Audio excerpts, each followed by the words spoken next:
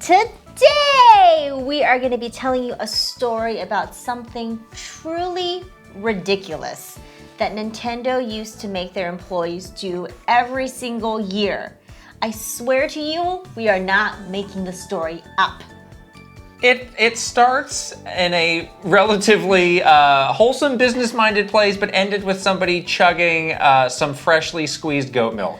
Yeah. We'll leave it at that. We'll leave it at that. Okay. It's very crazy what transpired. And it was a thing. It was a tradition that Nintendo would make us do every year, which Not is my weird. favorite tradition. No, truly wasn't. Truly wasn't. We are back from our wonderful time That's that right. we had at Comic-Con last week. We haven't been back to Comic-Con since 2019. No. So it was really fun to get back to the show and like see what had happened since the pandemic and just kind of get back to that's one of our favorite shows to go to. Love that show.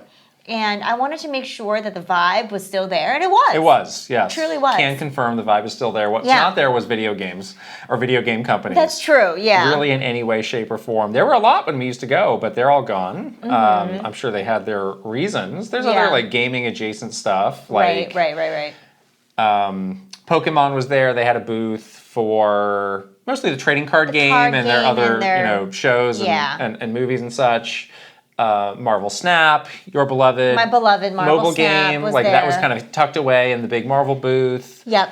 There was some. We saw the Lego, the new Mario and Yoshi Lego, which kind of appeared out of nowhere. What do you think happened with that, by the way? We don't have that in the news. We can talk about it now. Yeah, so we had seen that on social media that had It seemed like a leak. a leak. Yeah. But I wonder if it was just on display, but wasn't formally announced. But on display at the show. And it was in a case with a lot of other Right. Nintendo things that were announced. You told me the Deku Tree was in there. We went to go see this. I didn't notice that at all. What's wrong with you? You didn't want to point that out? You didn't want to take a picture? You didn't want to You look didn't with wanna do anything? your own eyes at what was in I the was case? busy filming this hot new thing. Anyways, they had it in there with all these other Nintendo things. And I think it was just one of those things where it was like, oh, we had it on display at the singular show, but maybe we didn't formally announce Seems it. fishy. I feel like maybe some wires got crossed. Yeah. Like, oh, you didn't know? Oh, we thought we told you, but we didn't. But we didn't. Yeah, exactly. This happens a lot with like shows. Because they still have not. I don't think Nintendo's still posted about it on there. I don't As think of so. today, I checked, and I have not seen anything about it. Right. So there's probably some what happened. What happened, and when should we post about it now? How are you making sure this is never happening again? Please tell me your detailed plans. Your detailed 10-step plan. Right. Yeah. Because I mean, there was so much coordination between Nintendo and Lego. You were on all those calls. I was. How on many all times those a calls. week? It was like twice a week. It was a lot. sometimes. And then when it was busy times, like when we were launching something, Yeah. it was like really, really busy. So I don't think there could be any like miscommunication at this point, like years into this relationship of like, oh, you wanted to know about that? Oh. No, I totally think it was like we're having it on display with the rest of these Nintendo things at Comic-Con. Whoopsie, you didn't see the list. That on the list was a new thing that we hadn't announced yet and hadn't coordinated an announcement yet. And then it sort of got out there. Obviously, people taking pictures of it and stuff. And then people were like, where's the listing for it? I haven't seen anything about dates or whatever. Although they did have like a price They have that stuff up now.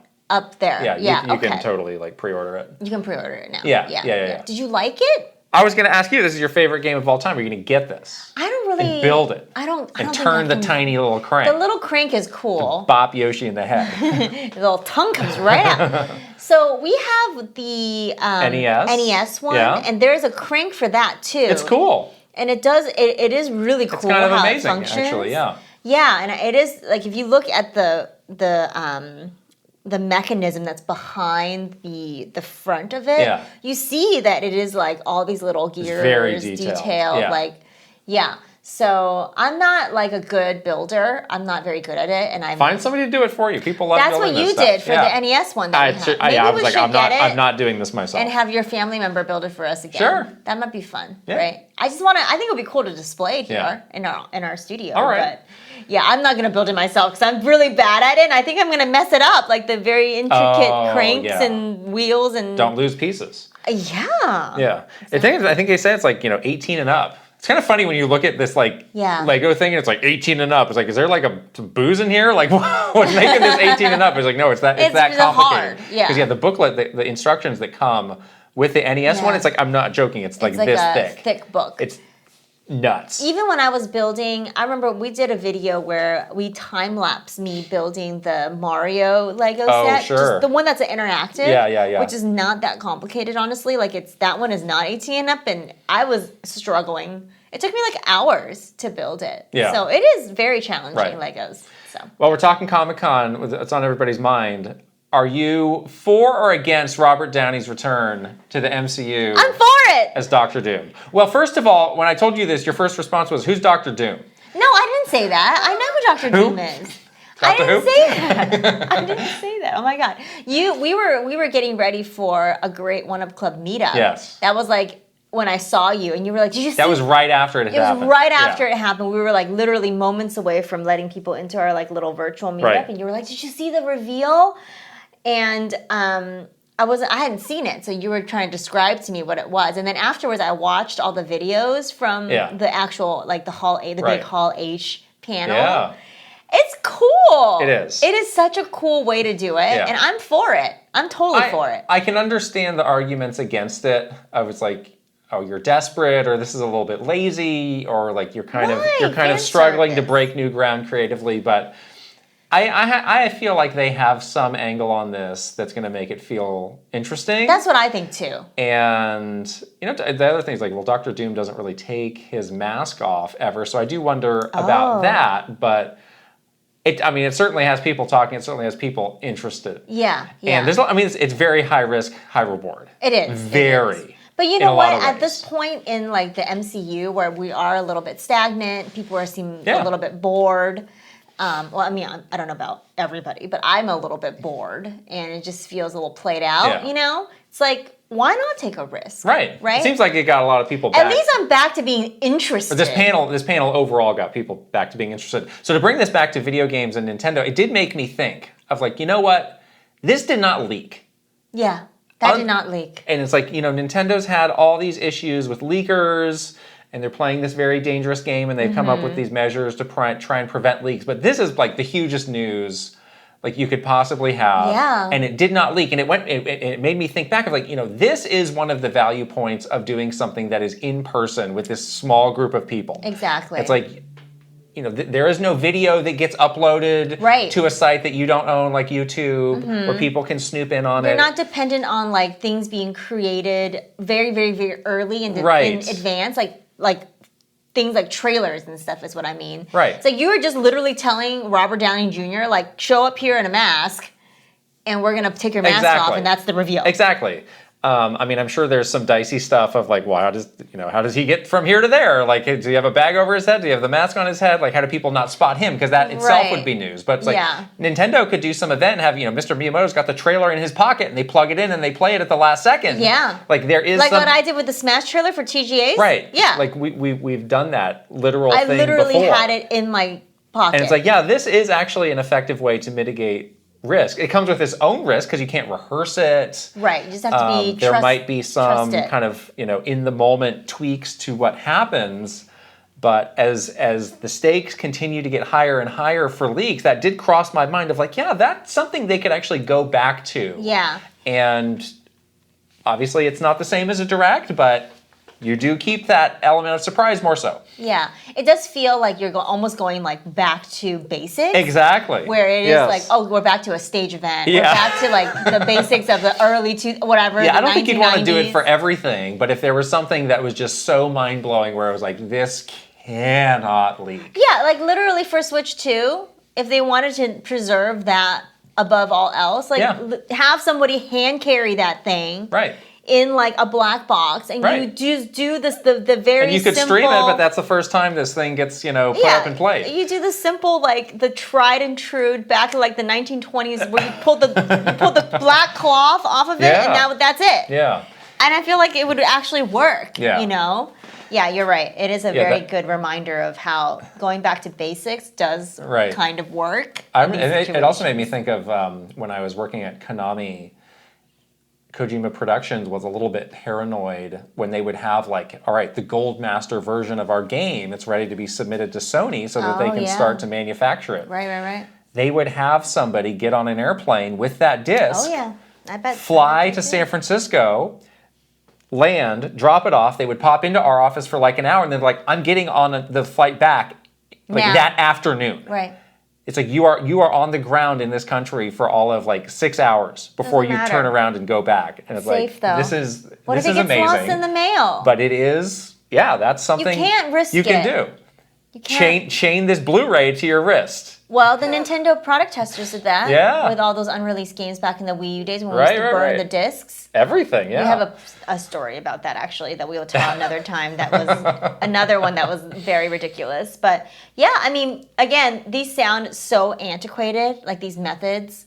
But guess what? They work because they do have some benefits. They have some value. Right. But anyways, great Comic-Con. Yeah. So happy that we were able to get a chance to go back. And we also met some of you guys at Comic-Con, and that was so much fun. We love seeing all of you in person, so that's like really the best thing ever. Our Mario and Luigi Superstar Saga spoiler cast is up. It's out now. Oh yeah. Just in the nick of time at the end of the month.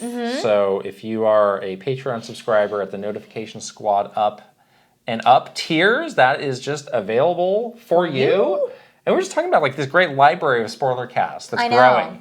Yeah, we have all of the spoiler casts available in our Patreon shop, which we'll link in the description here. And it is fun. Like I really like try hard to make pretty graphics for all of our spoiler casts. And when I look in the Patreon shop, like, I'm really proud of them. I'm like, oh, they look so nice. And now we do have a pretty big library since we started doing these every month since the beginning of the year.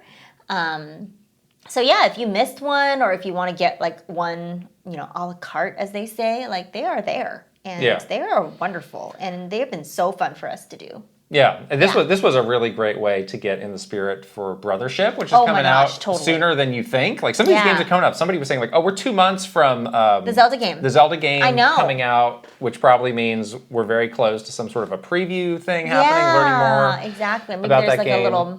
some sort of overview trailer that's going to drop soon that we'll learn more. I mean, the year's basically over. It's basically pretty 2025, right? Yeah. Woof. Right? Terrifying to think about. I could not believe it. Halloween. The first Spirit Halloween. No! That's kind of how they did it. I saw the first one last year, late July. I was wondering, like, are they going to do that again? I do not condone this behavior. And they did. I don't either. It's way too soon. I'm wagging my finger at all Spirit Halloweens. Too soon. No. We're not ready yet. No. Summer is still here. We're still enjoying the basking of the golden hour of summer. I could say like late, when back to school happens. Maybe. After back to school, we got back to school first. Late August.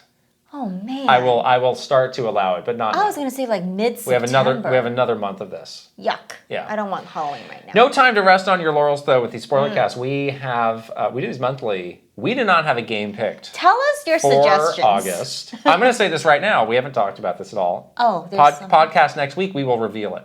Oh. So we have 1 week to pick a game. Okay, please. Everyone. And this is eating into your time to actually play the game. I know. So you Everyone, please help us decide. Help us decide. We did look. You this morning looked at all the games that's kind of like the recent releases. There's nothing. It is boring. I mean, there are a lot of games, but it's like we do have to, we do this for the people. You want to pick a game that a lot of people are interested in and want to play along with and hear about. So can't pick just anything. Can't pick anything. So I don't know.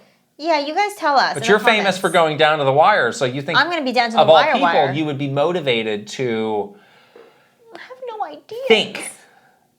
Come up with something. It's like that Winnie the Pooh thing where he's like, think, and he just can't. He just eats honey. Yes, that's me. But you have a lot in common.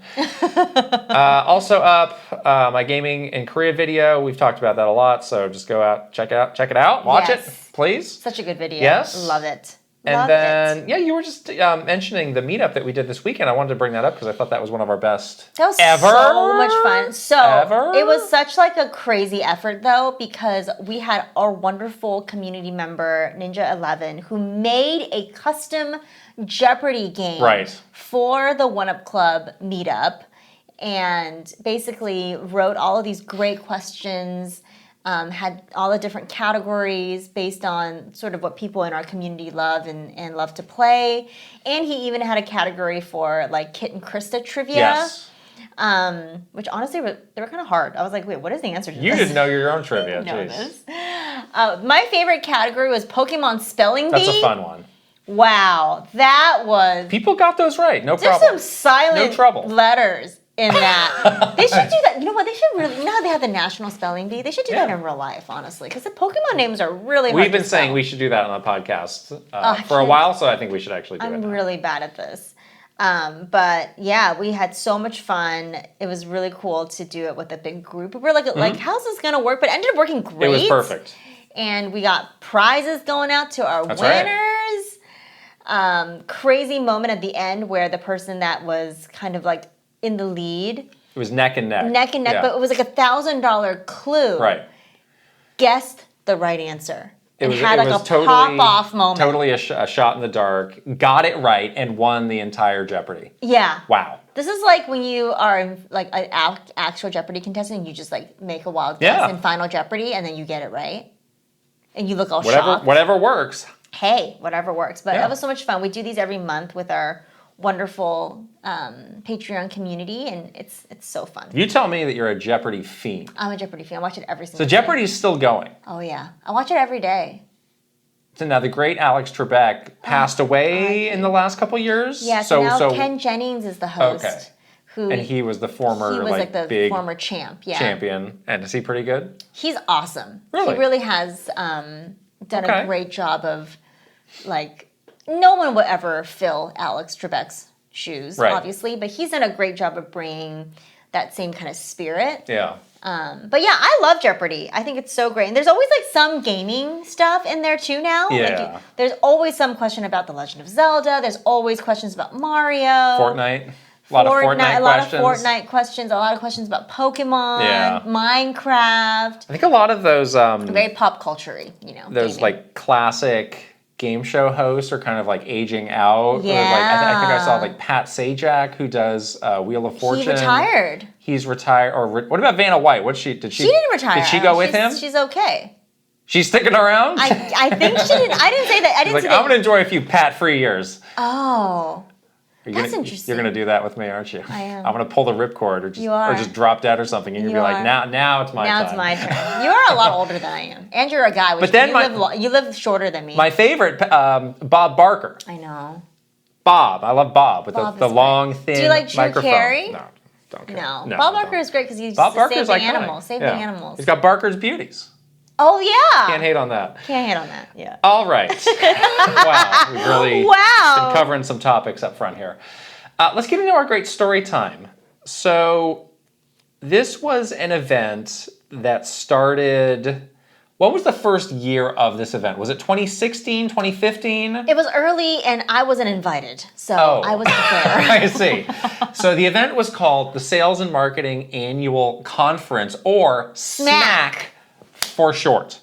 You did feel like you got smacked. Right. And the idea was this was a big multi-day event where the entire sales and marketing conference and a lot of other people got together and we would just talk about the big hot topic issues for the rest of the year. Yeah. Learn from one another and just put down the day-to-day work, put down the emails, although nobody actually did. Nobody actually did. And just concentrate and focus on our organization and what really matters and how we can get better. Yeah, there was a big push for that, and also on top of that whole idea of let's pull ourselves out of the weeds. Yes. And look at the big picture. There was also the sense of nobody ever talks to each other.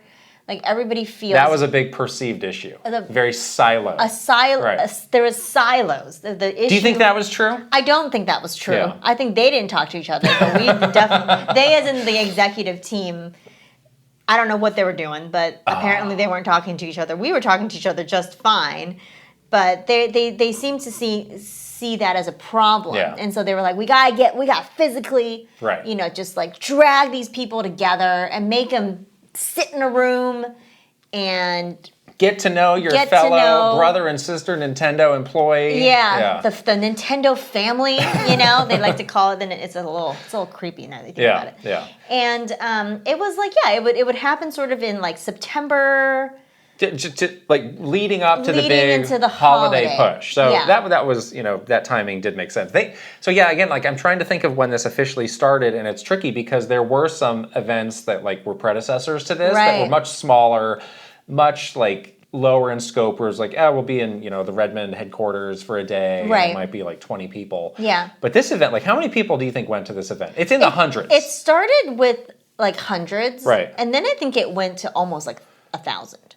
Oh my gosh. So the people who went were like basically everybody from the sales and marketing team. There were always a few people who didn't get to go. It's like we need somebody to stay back and like push the .com button. Staff the whatever. Plus this team that then was called NMI and is now known as NBA. The Nintendo Brand Ambassadors. So these are all the people that are around the country who are like boots on the ground at the retailers, helping to make sure that everything is like meeting the vision of how these products are supposed to be presented. And they also service all of the actual, like if there's a switch in a Target and you are the NBA rep for that Target, you are the one going in with like the screwdriver and like unscrewing the case and they're not putting in the game. They're not letting Johnny Walmart touch that thing. No, it's like, that thing is like... that is Nintendo property. We will take care of it. Yeah. And they're, doing the very tough job of like going store to store, going to, talking to those store managers, making sure they understand how to like sell these products and stuff like that. The crazy thing about that group is that there's a lot, first of all, there's a ton of them because they're just all over the country. Right. The other thing is they have some of the longest like longevity. Oh yeah. At Nintendo. Like I would venture to say over 80% of these people have been at the company doing this job for over 30 years. Yeah, yeah. It's crazy. Like a lot of them tell me when we were talking to them, they were like, I got this job when I was like 18. I saw it in the newspaper. Like it was a newspaper clipping. Mm-hmm. And I've been doing it ever since. It's so crazy. It is a cool job, and I imagine you have a lot of autonomy because you were kind of like by yourself. And it's like, all right, well, I need to do these things, but you're probably on your own schedule, Right, and you check in with your team, and you have a boss still, but... Yeah, and you get to live in, like, you don't have to move to, like, live Seattle wherever or you live, and it's like, I know this neighborhood, so I'm representing that, and, we have heard from a lot of people who have met these people, like, they do exist, they get out there, and like, they create relationships with some of the customers. Yeah, they're awesome. So, like, and these are, like, some of the most passionate Nintendo fans, so, like, they love connecting with like-minded people and just chatting up Nintendo. So if you ever see somebody like at a store who might be in like a Nintendo shirt, like doing something, that's them. Behind the scenes, like that's them, and like I'm sure they would love to talk to you. Yeah, so that was a really interesting thing because we typically never get to interact with them because they're around the country doing their job, and we are in the sales and marketing office. So a lot of the sort of the corporate sales and marketing staff, we don't have this kind of like day-to-day interaction with them. And so this big conference was all of them and all of the sales and marketing team. Right. So it was kind of it was two very distinct groups with distinct jobs, obviously, and sort of like also just different like levels of how much they would know about like marketing. Right. Well, so that was often a point of debate of like should these two groups be brought together because they do operate in some pretty different ways. Very different ways. Yeah, very different ways. It's like I think ultimately the decision was like this is a huge undertaking, like let's be efficient and let's bring everybody together. And there were sometimes like, all right, all of them are going to go off and discuss this topic that is not relevant to the other and vice versa. So they would do that.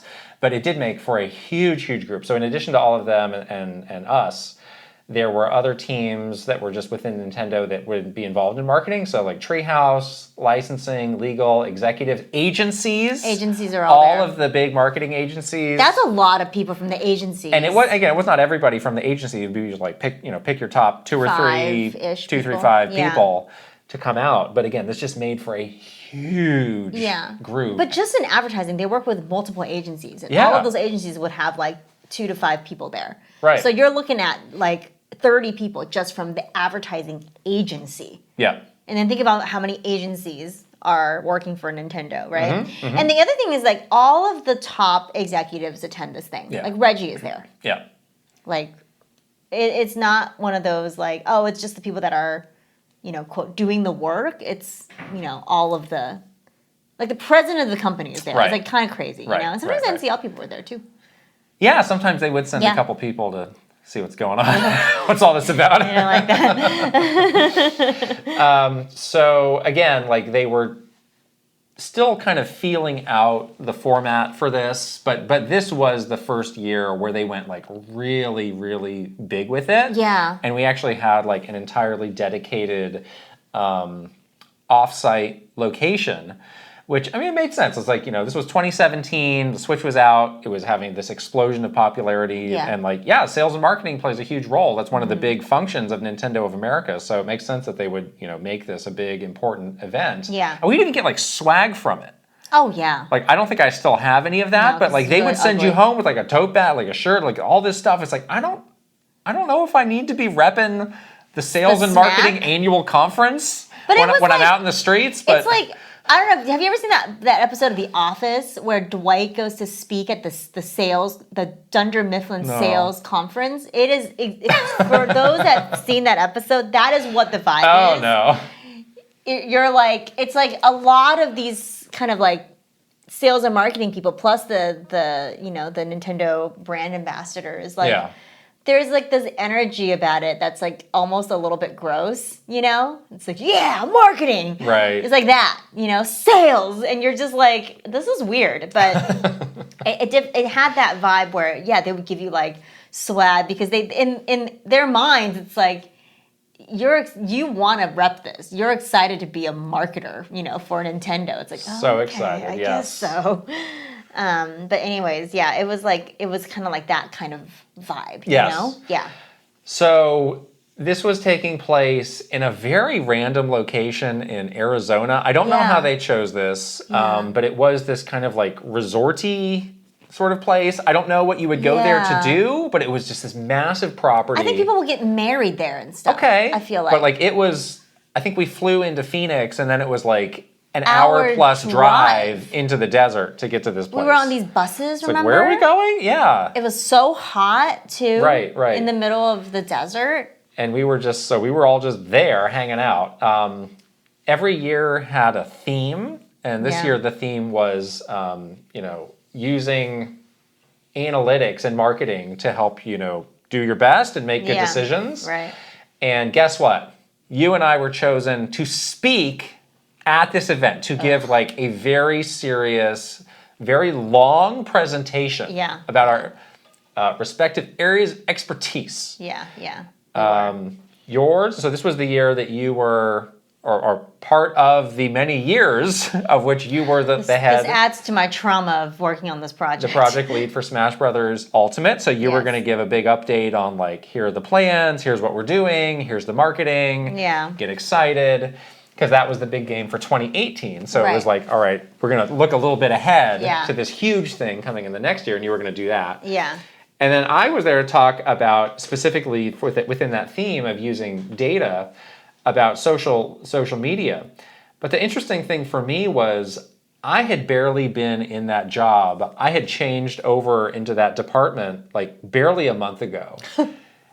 And I was coming from a completely different function, but they were like, all right, we need you to speak on this. I'm like, I'm really learning the ropes in a lot of this stuff. Like, I'm glad to do it, but I just want you to know that. I want to make that extremely clear. And it was not it ended up not being a big deal. There was plenty to talk about. And when you're talking to a group like that, like there's only so deep you can get. Right. Because like nobody there is an expert. Like a lot of people just have extremely novice level knowledge. So even if you're talking about the basics, it's like, oh wow, okay, I see. Yeah. Some people have never even been exposed to like the brand side of social ever. Like they just know how to run their own Facebook pages. You know? But that was an interesting request to get like 1 month of like, well, Mr. Expert, so show us what you got, hotshot. Yeah, exactly. You just got into this role. Like now you have to do this. Okay, fine. So again, like when we say these are like really in-depth presentations, we mean like they're basically a TED Talk where it's it was a TED 30 minutes, lots of graphics. That you had to make yourself. Yeah, make the whole presentation yourself, make it look great. Nobody else with you, it's just you. On this huge stage. Talking to like, I don't know, literally hundreds of people in this giant like theater type thing. I think it was like 500 people. It was something like that. It was a lot of people. And like, the expectation was like, this is going to be perfect. This is going to be flawless. At Nintendo, that was the expectation. This is going to be your shining moment to go up on stage and dazzle the hundreds of people there. Walk-up music? And again, like you said, you had not gone to these events in the past. I had seen the types of presentations that they were giving. And it's true, like it was really like more than just somebody getting up there and like, flapping their lips and like, what's you gotta rehearse this. Yeah, so I had in the back of my mind hoped that I would not have to do one of these, as was often the case at Nintendo. I was like, maybe I'll never have to do this, but you always had to do. It was like when I led E3, I was like, well, I hope I don't have to do that, and then I did. Well, I told them that if they ever make me do it, I'd quit. I hope I didn't have to do this, and then I did. Yeah. So it was one of those things. Voluntold. So there was maybe like how many people were speaking? There was maybe like 6 to 7. Yeah, there was like 3 people the first day, and then 3. Yeah, I think it was like 6 people. Yeah, so let's 3 people the second day, and then there was like an outside person that came to do like a keynote, basically. Right, they would bring in some outside people to give like a fresh perspective on things. I remember at this one specifically, there was a lady who came from, she was like an executive from Dunkin' Donuts to talk about what they do. Now. It's now it's just Dunkin'. They cut the donuts. That was her talk. And how they rebranded. They rebranded. And it's Dunkin'. like, let's give you some fresh thinking, some fresh ideas to go home with and think about, which was nice. Yeah, which was nice. These talks though, so like. It's like a months long lead up to this. Yeah. So again, it's like you have your day-to-day work, but you have to be constantly working with this, and there's a lot of like milestone check-ins where it's like, all right, let me see your outline, let me see your draft slides, let me see your yada yada. Yeah, and there was meetings every week. Right, and it was like, okay, well you're meeting with like the EVP of sales and marketing, and he wants to know like how things are going. Yeah, it's like so it was not like oh I'm gonna blow this off, I'll do it at the last minute. It was like no, you have to follow this schedule. Yeah, it's gonna take you a month plus. It's going to be arduous. It was really tough because it was busy during that time. Yeah, leading up because we're getting into the holidays. Getting into the holidays, and so this was like a full-on other job to do. Yeah, preparing for this, and making the presentation is hard, and then making sure that it gets all the approvals is hard, and then of course like you having to practice it and do it. Like the practice time, there's no way around it. It's just you just have to. You have to practice it. There's no shortcut there. Right. And that's just time. That's like every time you practice is 30 minutes. So how many times are you going to practice? Probably like 25 times. So there you go. There's how many hours you spent. Right. So one of the big milestones was they said, all right, so we've lined up this woman who is a speaker coach. Yeah. She basically helps public speakers and helps them to, improve and, do it the right way. And really, make it the best it can be. So it's like, all right, well, that'll be, and they're like, this is going to be like a 2-hour meeting where, this, And we did it together as a group. You were in a different group than me, though. Oh, I think so. I remember. Yeah, I was in a different They had 2 group. different sessions, and you and I were in different sessions. Yeah. And this woman, she had worked with Nintendo for a while. Yeah, she did some stuff with some other executives when they had speaking. She was also an executive coach. Yeah, so she did some stuff. Right, so basically somebody high profile needs like one-on-one on like how to improve their presence or how to do public speaking. Like she would come in to help with that. And she had a huge curveball. For us, which was, and I think you were in the group that went first, and you told me you were IMing me about this frantically. So she said, like, okay, everybody's going to give the current state of their presentation as of today, understand it's not done, understand you're still working on it. Yeah. But any notes that you had, any speaker notes, any written notes, whatever you had, you are not allowed to look at those. She took away my computer. Right. So you can have the slide in front of you. Yeah. But that's it. Yeah. And you're going to get up in this room with your peers. And do it. The other people who are doing it. And you're going to give this presentation. Yeah. It was so embarrassing. What was your reaction when she told you that? I was like, what?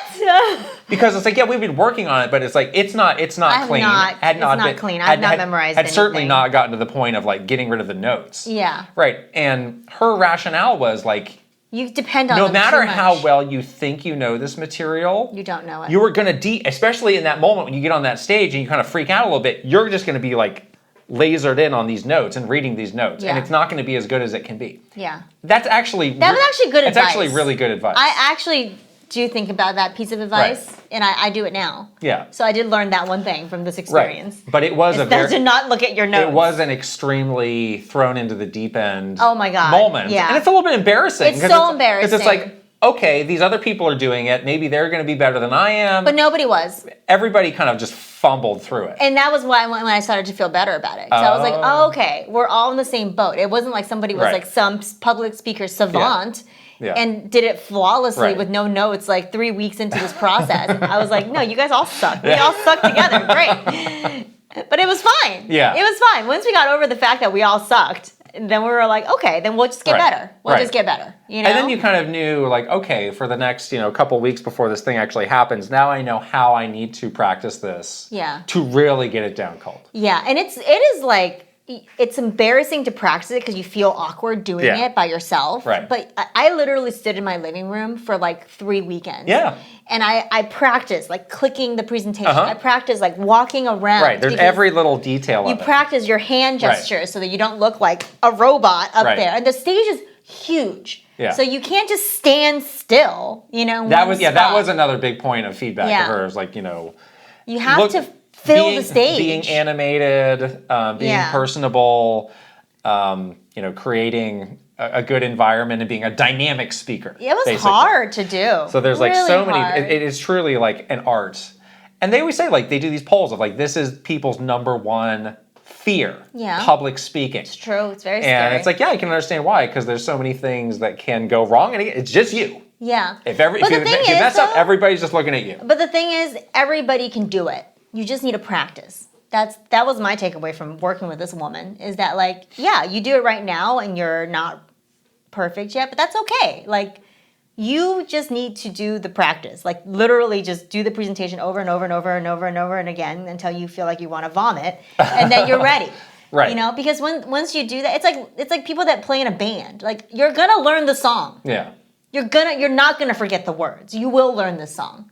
It's gonna be okay. Mm-hmm. So that was sort of what it is. What happened to me like towards the end of this experience Right. is that like, yeah, it's really scary. Right. But everybody can do this.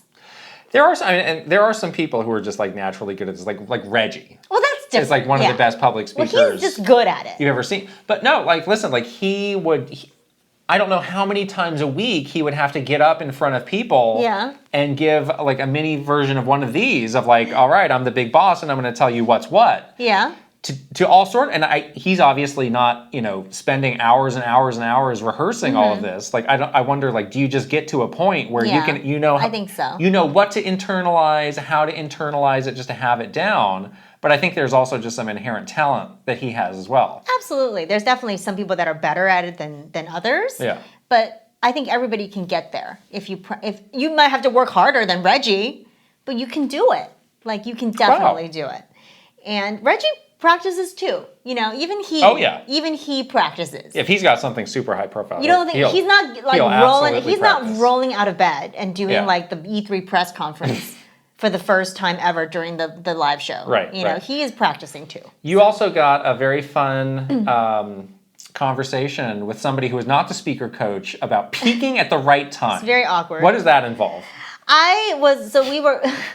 We've been doing these rehearsals. This person was the person that was sort of coordinating all the speakers. Right. He was actually quite high up in the company as well. Yeah. He was like a director level person, and his day job is actually marketing strategy. Marketing strategy. Yeah. So like he writes the big document that all of our marketing everybody works off of that big document. So he's a super smart guy, really, really nice. And he was unfortunately tasked to take on this other big thing, which is like you got to manage all these speakers. You have to be involved and make sure that they're doing well. If they have questions, if they have concerns, you're the guy that they're going to come to tell, and you have to fix it, basically. And so he had a big job to do as well during this thing. And so he was, present at all of the rehearsals. He was there when the lady made us put away our notes and we all fumbled through that first rehearsal. He was there for like pretty much the whole run up. And we get to Arizona and all of us have to do like a sort of like a dress rehearsal almost, like a sound check kind of thing. And we do it. He gave me like a little bit of feedback, like afterwards. He's like, oh, use the stage more. The stage was so big. It's a big stage. I really was surprised by the size of that stage because I was like, oh, this is like it wasn't like a little like step, it was a huge room. So he was like, you're really small, so you need to walk around more. Like, okay. But like, I think it was like right afterwards, he came up to me very excited. He was like, you did great. You really peaked at the right time. And I was like, what do you mean? This is so awkward. Like, I don't know you that well. And he was like, yeah, you kind of like held back a little bit. I could tell during the rehearsals, and even during like that last dress rehearsal, I could tell you were like kind of like keeping it to yourself a little bit. But when you like actually did it for reals, it was cut loose. I guess so. I guess so. But that's what that meant. And I was like, okay. The recipient of some scorn, though, from the speakers, because it's like, all right, you're here to manage us, but you're not doing this. You don't know what this is like. You don't know what we're going through. That's Keep it to yourself. He had a lot of feedback. Yeah. Like, you know what? I don't care. I really... Thanks. Shut up. Ouch. In the moment, I was just like, I hate you. Like, go away. You don't have to do this. But then, like afterwards, I was like, oh, he was all right. So it's this weeks and weeks lead up, and we finally go again. Get on the bus from the Phoenix airport. We finally make it to Arizona. We took this place over. Like we were like the only it was unique group. where it's like every room, it wasn't just a hotel, like every room was this private like it's like a little house. Like Adobe bungalow kind of thing. So it definitely had the like Southwestern vibe. Yeah. And like everybody was arriving, so there was like, oh, it's so and so and so and so. It's like we were getting asked by those NMI/NBA folks for all sorts of pictures too. Yeah. Which made for kind of like embarrassing moment for us in the lobby. It was a little weird. Like, yeah. Because people are always like, oh, look at the Nintendo Minute celebrities to really a little weird. getting their shine on. It's like somebody asked for a picture. What am I gonna do? And then like I was like, I'm gonna go to my room now. It was so awkward. Hide. Right. So you mentioned those rehearsals, and it's like, yes, you do get some shock of going in there. It's like, oh my gosh, this is literally, again, hundreds of people, this huge room. The room is so big. This huge stage. And yeah, we had to do like a full rehearsal.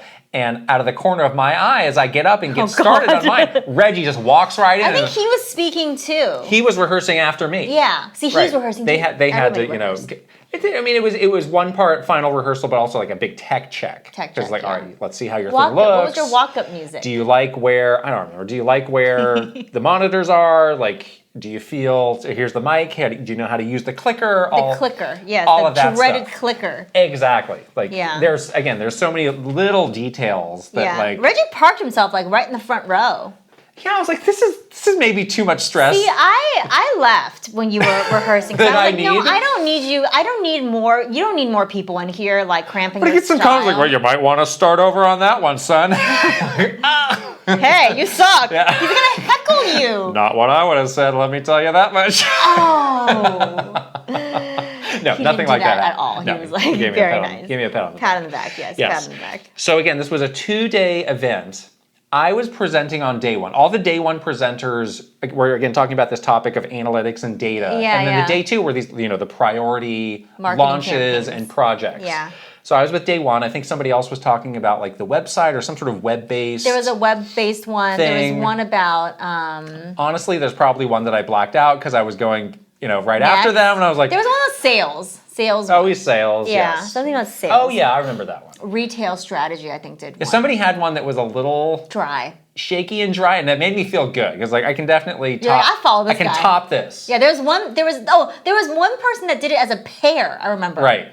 I was like, cheaters. Right. You gotta go with somebody else. That's so much easier. Exactly. Yeah. But I think I went right just before lunch. There was some talk of like, well, we're getting off schedule. Maybe we'll have Kit go after lunch, which really like no. I'd like to do this now. Let's do this now. Yeah, let's do it now. I didn't have to do it. I did it before lunch. Yeah. I was the closing act right before lunch. That was good. Went great. I thought it went great. It did go. Got it was good really comments. great. It was really great. And I mean, there's really no better feeling than being done. But you are a good speaker. There's no better feeling than being done with something like that. And it's like, all right, I can kick my feet up for the rest of this thing. I got a day and a half, like whatever. That's right. Like, you were pretty early on in that cycle too. You were really lucky. Yeah. Because you were basically you on the other I end. was last. Last on day two. Last on day 2. Awesome. I was a closer. So you're just awful. You're just sweating bullets for like 2 days. 48 hours. I was distracted by the event that happened. When did the nerves start to kick in? I was pretty nervous throughout. I was just it's just like in the back of your head, like you're always just trying to think. You can't shake it. You can't shake it, no. So you're always just thinking about it, and you watch the other people go up, and you're like thinking about, okay, what do I have to do? What do I need to do? To get through it, and you just really, it's hard for you to concentrate on other stuff, when you are just have this hanging over you. Yeah. So that was not great that I was the last speaker on the second. It's like, oh my gosh. So as, is the case with all of these big events where you go somewhere else, like every minute is accounted for. Yeah. Like we got this itinerary that was like down to the minute. It's like, breakfast starts at 7:30 a.m. Oh, so early? And there were evening events planned, dinners planned, so it was like you are on their schedule, you are on their clock. Although I did see a lot of people having a little pool time. What? And I walked by and I was like, laptop, when? I got all How? my stuff. I don't know, but I was like, hey, that's not fair. Someone was like sitting on like a pool floaty. I was like, all right, that I sounds want to fun. be at the pool. And it was not the first night when everybody arrived, I remember there was a big costume contest. Oh, yeah. Which was funny because everybody in sales and marketing, like literally nobody did it. And it was all the NMI/NBA people who had incredible costumes. Like truly amazing costumes. It was like some cocktail hour. And there was like, okay, this is what it means to have the school spirit, which we clearly don't have. Yeah, no, we did not. I was very nervous, so I'm not spiriting anything. You feel better if you put on a costume. I'm in a corner rehearsing this thing for the 100th time. Yeah, so no. And then after the first full day where I had talked, they said, okay, we're going off on another activity where there will be dinner. So get on the bus at whatever time, and we're going to go there. It was far, too. And I was really surprised at how far, because again, it was another like hour-long bus drive. Into the desert. Into the night. I don't see buildings. I don't see anything. It's just nothing. And we arrive at this little like mini stadium, and they're like, "Oh, welcome to the rodeo." Huh? Yes, they had brought all of us marketers and salespeople of Nintendo to a rodeo. To literally the rodeo. Which was not, I think, what anybody expected, and it just got worse from there. It really was the strangest thing ever. It's one of those things where it's like, there's a big like dirt patch in the middle where the rodeo happens. It's like an arena. And there's like a circular, a ring of seats. So it's like, all right, file in and grab a seat for the rodeo. And you're like in these little like bleacher seats. Right. Like at a high school football game. So we really didn't know what to expect. Have you ever been to a rodeo before? No, I'm actually kind of against them. So. No, I hadn't either. Yeah. And it kind of starts like as you would expect. There's like, the rodeo. The professional rodeoers come out and they're doing their thing. They're getting chased by a cow and there's they're doing like the lasso. They're doing a trick on a horse with a lasso. The bucking bronco stuff. Right. And they're doing like the traditional rodeo thing. And it's like, all right, fine. This is not my cup of tea, but it's almost over. You can get some dinner then. But then they had a big finale. figured out, which involved some audience participation. Oh my God. And some people that we knew started to come out onto the rodeo field. Yeah. And started to do some stuff. So you recall that somebody lassoed a pig. Well, okay, so this is what happened. Yes. So they were like, we have one last surprise for you. Like, one more thing. They like hammed it up. Yeah. You know, like in like almost like the Nintendo way, right? Like one more thing or whatever. We're like, okay, what is this? This is weird. And out comes this procession of people. The person in the front, there's like a big horse. Right. And there is this guy, okay, that is on the sales team at Nintendo. He is very sweet. He's about your height, though. But I was going to say, he's very short. He's a short king. He's a short king. We love him. He's very nice. He's a very, like... Yes, big personality. Big personality, sweet as can be. Like, just like the nicest guy you'd ever meet. They put this man on a giant horse. But he looked happy as can be. He was in a cowboy hat. Like, he was really, like... He was into it. So the horse marches out, and then there's all these Nintendo people behind him. There's like a half dozen people in this procession. Yeah, including some of our, high-ranking including executives. the head of sales and marketing. Head of sales and marketing. Somebody from our department. Somebody from our team. Another person who's a good friend of yours. A really good friend of mine who is still at Nintendo and maybe still traumatized. There was the head of publishing. Third-party relations. Right. Yeah, so there was like a lot of very high-profile people out on the field. Right. And they start out with like, let's get these people to lasso this hog. Right. Like hog tie this thing. Whatever, this pig or whatever. So they're legitimately like running around, chasing this a pig, falling into the mud, like all sorts of country. That pig was very upset. They had to I think they had to put something on it, like a scarf or something. They dress it up in these pig clothes. I don't know how this works. And it was weird. Okay, it was very, very weird. So they did that. So then that group of people stepped, and your good friend was part of this group. And how did he say he got involved in this? He was voluntold. Voluntold. So he had no way out of this. No way out, and he didn't want. That could have been us, honestly. That could have been us. You know why? How we got out of it? Because we were speakers. Yes. You cannot be. I was going to speak the next day. You could not get kicked in the face by a pig. If I was speaking the next day, I was still on deck. So I was safe. That was the day that I was like, thank God I'm a speaker, because I think this could have been me. They won't monkey with you. They won't, because they need me to speak. How are you going to fill that 30 minutes? 45 minutes with questions. So anyhow, so that happened, and he was just like, I don't know how this happened to me. I could not believe it. I was forced into this. I hated it. It was horrible. I didn't want to chase the pig. The pig looked like it was in distress. Yes. Because you're chasing it, and that it's not fun for the pig. And he was very upset by this. Right.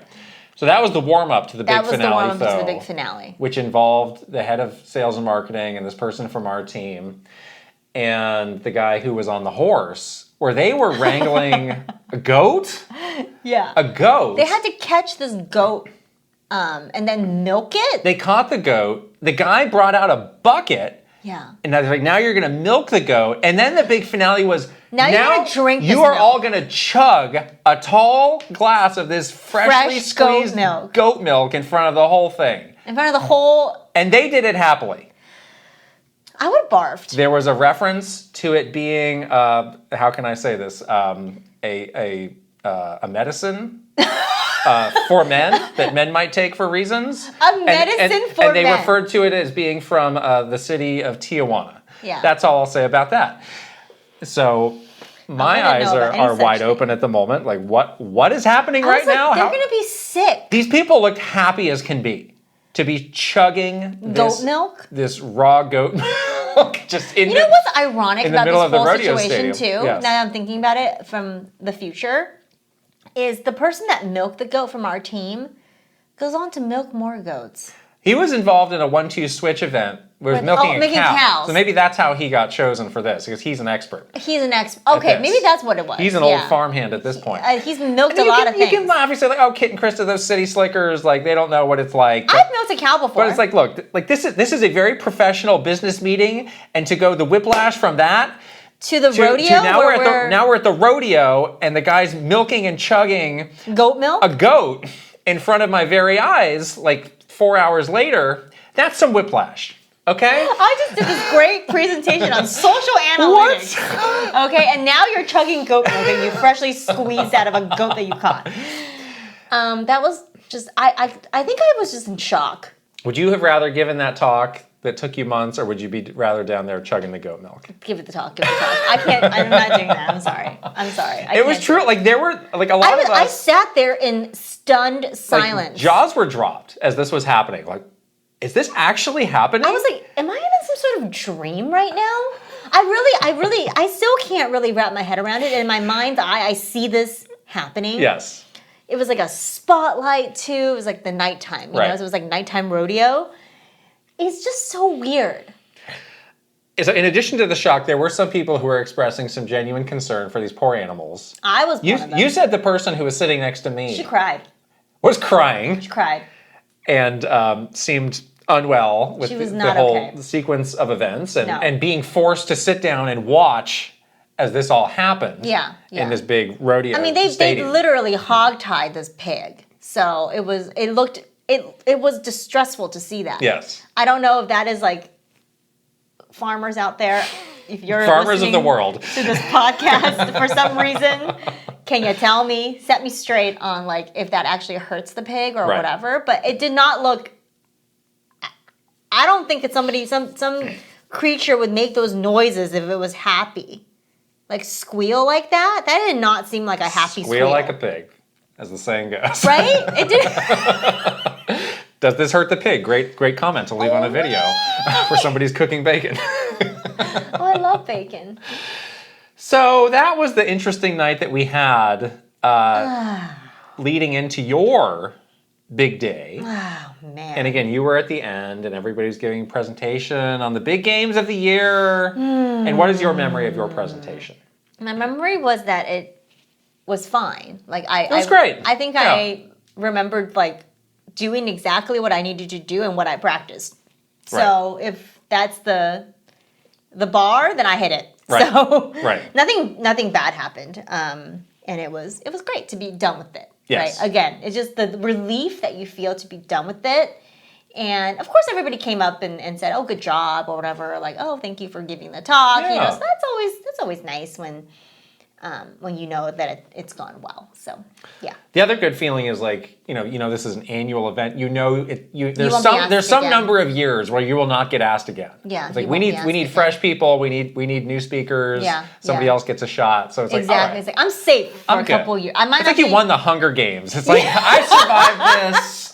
I'm living large. You could be a coach. You could be like, I'm in the house on the outskirts of town. Yes, I'll coach you. I'll coach you, but I ain't doing it again. I'm not doing it again. Yeah, Court of Quell. Maybe I'll jump back into this, but I'm good for a while. So the last day was a very different day, and there was brainstorms and like other things that would happen in between these talks. There was a lot of lots of workshops. There's a lot. Again, they pack these days. The last day was a little bit different because that's we actually had some like hands-on time with a big upcoming product, which was Labo. Yeah. And it was like, all right, we're not going to be talking about marketing. This is going to be all about you getting your hands on Labo, building some Labo stuff, and learning what this is like, because this is unlike any other product we ever had. Yeah. And they actually flew out the game director, Mr. Sakaguchi, to lead this session. And it was, it was like one part him telling us, but other parts he wanted to see our reaction to it. Because again, it's so new for him. He's like, I made this thing, but how do people interact with it? Yeah. Like, do they get it? Do they like it? Yeah. So he was watching everybody like a hawk too. Yeah, exactly. He also was the director of Splatoon, so he's got some pedigree. He was extrememely legit. Yeah, lots of pedigree. And he's actually somebody to watch. Yeah. For the future. Oh, he's gonna be, because he's just very very bright, very creative. Yeah. But again, this was before Labo was even properly It wasn't even announced yet. Like, I think it got announced like maybe a month or so later. Right. And maybe it's because we were in the great state of Arizona and not the great state of California, but they had armed guards. Yeah, this person had like a literal AK rifle. Literal guns. Yeah. Outside of this room. So if you went out to go to the bathroom or something, you had to, flash a credential or whatever to the armed guards, multiple armed guards. to the private military corporation that had been contracted to do the security for this event. It's like Hydra. Right. And they were also like, oh my gosh, when you're doing labo, these little cardboard things pop out, go everywhere. It's like, do not lose them. You can't, if you do not lose anything. Someone was like, I found one accidentally in my purse. It had fallen into my purse. I don't know what to do. Like, I can't, like, it's missing now. Like, I'm terrified I'm going to get fired. Right. But it was like so hardcore security for this. And like, again, there was some risk involved because not that many people always know about a product before. But I think with this one, they were like, it's worth it because people need to get their hands on this. And this is our best chance to do it. There was an issue in that realm after the event, believe it or not. Even with the armed guards? Dealt with swiftly. And I mean, again, like that resolved. That comes with the territory of unreleased stuff. We need people to know, but how are we going to get them to know in a way that is not going to result in any problems? Right. Yeah. Right. So this event, continued every year. Yeah, every year. I remember we did the virtual smack in the pandemic. We did. Yeah, we did one in San Diego. And I got a box full of a tote bag that said sales and marketing. You know what I got from that one? I got Moscow Mule mugs. Great. Why? Perfect. Fill them up with goat milk and relive the great times. We had one in San Diego. We had one in Seattle. But this was like an annual Yes, it was thing. a big tradition. So I imagine this is continued on. But hopefully no more rodeos. I think even the ones after that we attended, this was the most memorable, and not just because we were so closely involved in it. No, but because Nintendo went really weird in a weird direction. Much more unhinged than any future iteration. Because people probably told them, no, don't do that. Don't do that. People didn't like that. No one liked it. That was and weird. It was weird. Don't do that again. Don't make your employees sit through a rodeo the day before they're supposed to give a talk for 500 people. Rodeo. And drink goat milk. It's just weird. Wow. Right? Anyways. Maybe you all have had an interesting corporate offsite experience. We have more stories of Nintendo offsites. We have more offsite stories, if you can believe it. If you probably can. Those will be coming someday, yes. Yes. All right, let's move on to games we are playing. Yeah. And we've got some follow-ups on stuff that we've talked about before, but I want to start with Arranger. Yes. Which is a game that you have started. And I remember, we talked about this a couple weeks ago. I'm going to wait and see how far you can get in this game because my impression of the demo was I really like this. This is really innovative and cool. Yeah. I'm too dumb to play this game, though. It is pretty challenging. The puzzles are really, really difficult. Right. I'm pretty deep into it. I think I'm like an hour from the end of this game. Really? Yes. So you told me you got stuck. Did you get unstuck? I'm unstuck, but... Oh, that's great. Yeah, but this game is not very long either. It's like a 4 to 5 hour game, I think. So again, this is kind of like, looks like a top-down Zelda game, but in the style of one of those slide puzzles. The entire world is basically a slide puzzle. And how you move your character around is you basically slide the world around, and you are using it to, unlock doors or push down certain switches or even attacking enemies. I do like how they handle attacks. You basically have like push a sword into an enemy. Yeah, you have a sword on one of the blocks that you're going to be moving with your character, like sliding towards the enemy, and if it touches them, then the enemy is destroyed. Yeah. And you can't get hurt. Like you can touch the enemy and nothing will happen. It's like not like you can die. Oh, really? So you don't have a life There's bar. no life. Okay. There's no dying. Interesting. You never die. Yeah. Yeah, which is good. So you can experiment a lot, Yeah. So the game is out. I mean, did you have to look up a solution or did you just figure it out? No, I just figured it out. Okay. I found this to be something that happens to me where if I'm stuck on something, I just have to put it down for a little while. Sure. And then when I pick it back up again, I usually can get to the solution pretty fast. It's like that situation where you've like looked at it for too long. Right. But the game is really cool. Like it has a beautiful art style, obviously, because the person that did the artwork is the same as the person that did the artwork for Braid. So like super, iconic, beautiful art style. It even has, and you were looking over my shoulder when I was playing on the plane. like these cool sort of like comic booky cutscenes. Yeah, I didn't remember those from the demo. Yeah, where there is like quite a legit story that is in this game, and it's it's really interesting to understand what is happening with the main character Gemma, and why she's in this world, and what is this world all about? Because you kind of get a feel like something very nefarious is going on, and you kind of need to uncover what's going on. Even though her personality and just the general attitude of people and characters in the game is very happy. Like you know there's a layer of something that's not right. Oh. So it's really interesting. It's very mysterious. So you do get these kind of dramatic cutscenes in the game as well. There are like proper boss fights. Those are really... How do they do those? Really tough. Like they have these bigger monsters that you have to kill. It takes multiple phases. Sometimes you have to do really crazy things. Like there's. Well, how does it work if you can't be defeated? If you can't. If your character cannot die. Well, you have to solve the puzzle to like. It's just like get the sword to them. It's kind of like just an obstacle, basically. Yeah, exactly. Okay. But those puzzles are extremely challenging. Oh wow. Like. They make you do, and it gets harder and harder. It's usually like, every boss, you hit them 3 times and they die, sort of the classic boss trope. But like every single time you do it, like the puzzles get harder and harder. And it's like, sometimes you're like, I'm never going to figure this out. I just can't do it. Like there's no way, how do I do this? And then you figure it out and it feels good.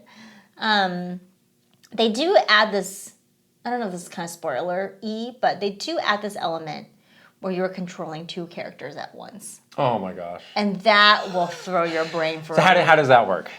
You press A to like link together, and as you move, they move too. They move, okay, so it's not swapping between. No. That's really hard though. Oh, man. And there's certain things you can do to like off-kilter yourself. Like if you like move and you can get them stuck under something, you can sort of like figure out how to... That's the part that I got stuck at, and I was like, wow, that's really tough. That's so hard. That's like I'm just staring off into the distance trying to understand this. That's such like a hard thing for your brain to wrap around. Like so many dimensions of puzzles that you are thinking about now. Yeah.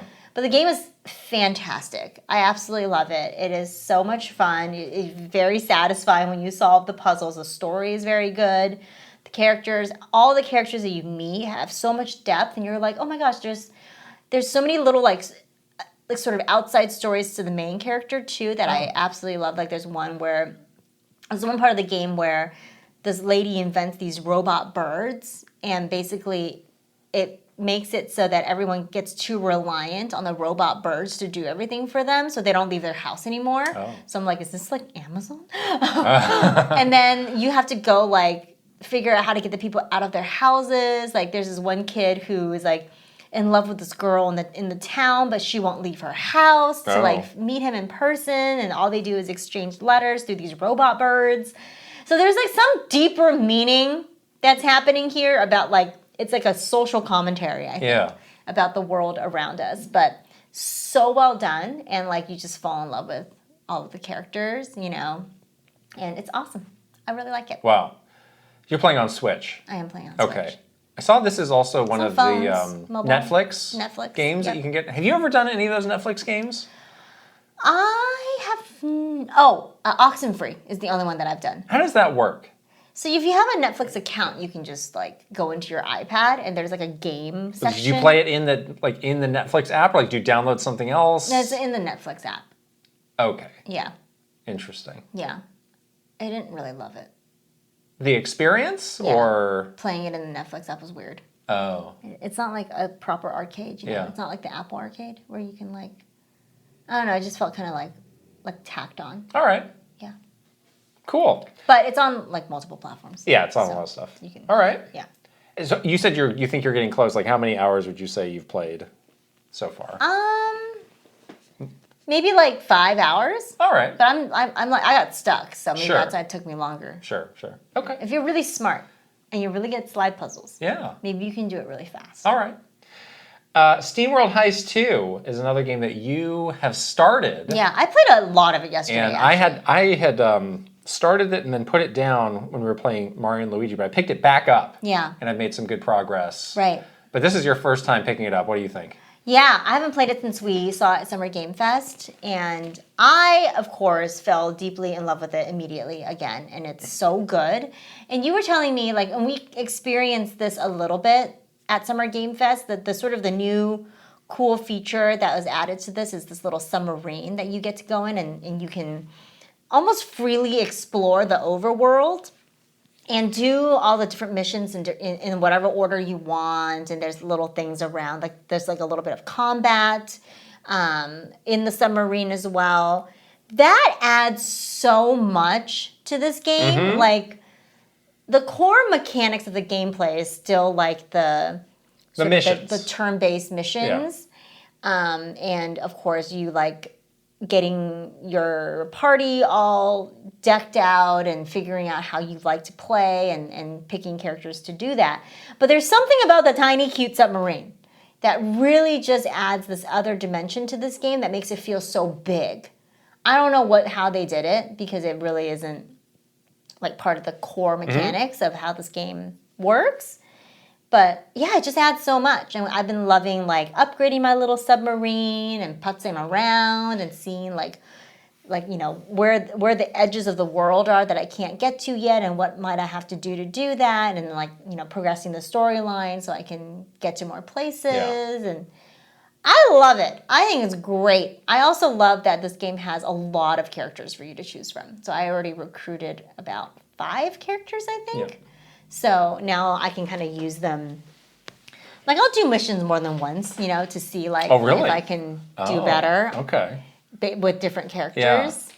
Yeah. But yeah, I'm loving it. I mean, I knew I would, honestly. Like, how can I not? Because I'm a huge SteamWorld fan. But yeah, the core mechanics of like the turn-based, like, you know, shooting and stuff came back pretty easily to me. But yeah, just adding that layer of exploration was brilliant. And it's so good. Yeah.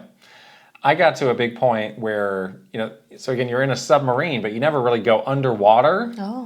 So the last several missions I've been doing have been like, we need to get this thing that'll let the submarine go underwater. Oh. Because the next area we need to get to, we actually have to go under to get to. Wow. So I finally got it. And it's really cool. It basically, like, there's a whole, like, a whole other layer of the map when you go underwater. And there's not as much stuff underwater as there is on the top, obviously, but there is stuff. And you can see, like, oh, there's a boat here, there's a boat here. You also start to come across, like, these gun emplacements that, like, if you just stay on the top, like, they'll just chew you up. And you can't really do anything about it, so you have to go under. And you do have a limited amount of air, so eventually you'll have to, like, time it right. You'll eventually have to come back up and get some fresh air. Oh. But that's really cool, and that also helps with the exploration, because again, like, there are some gaps where you need to be underground and then pop out and then come up, and you're in, you know, a new location. New area, so that was just as I was wrapping up last night, but it seems like a huge scope change. I wondered about that of this game. Because you're like floating on top of the water submarine right now. Yeah, you start off as basically just like a small boat. So cute. And now you're a proper submarine. So that's Who are your favorite characters to play? I really like, I have a character that has a rocket launcher. Yeah, Lucy? I don't know the characters' names that well. It's like it's like somebody with like a powdered wig and like a George Washington hat. Okay, that's not that one. Or is it Jude? As a rocket launcher, the sniper is cool, but you do have to like reload in between shots, which but still, it's very powerful. It's kind of like a risk reward. And I just finally got like a melee character who's got like this big hammer thing. Oh.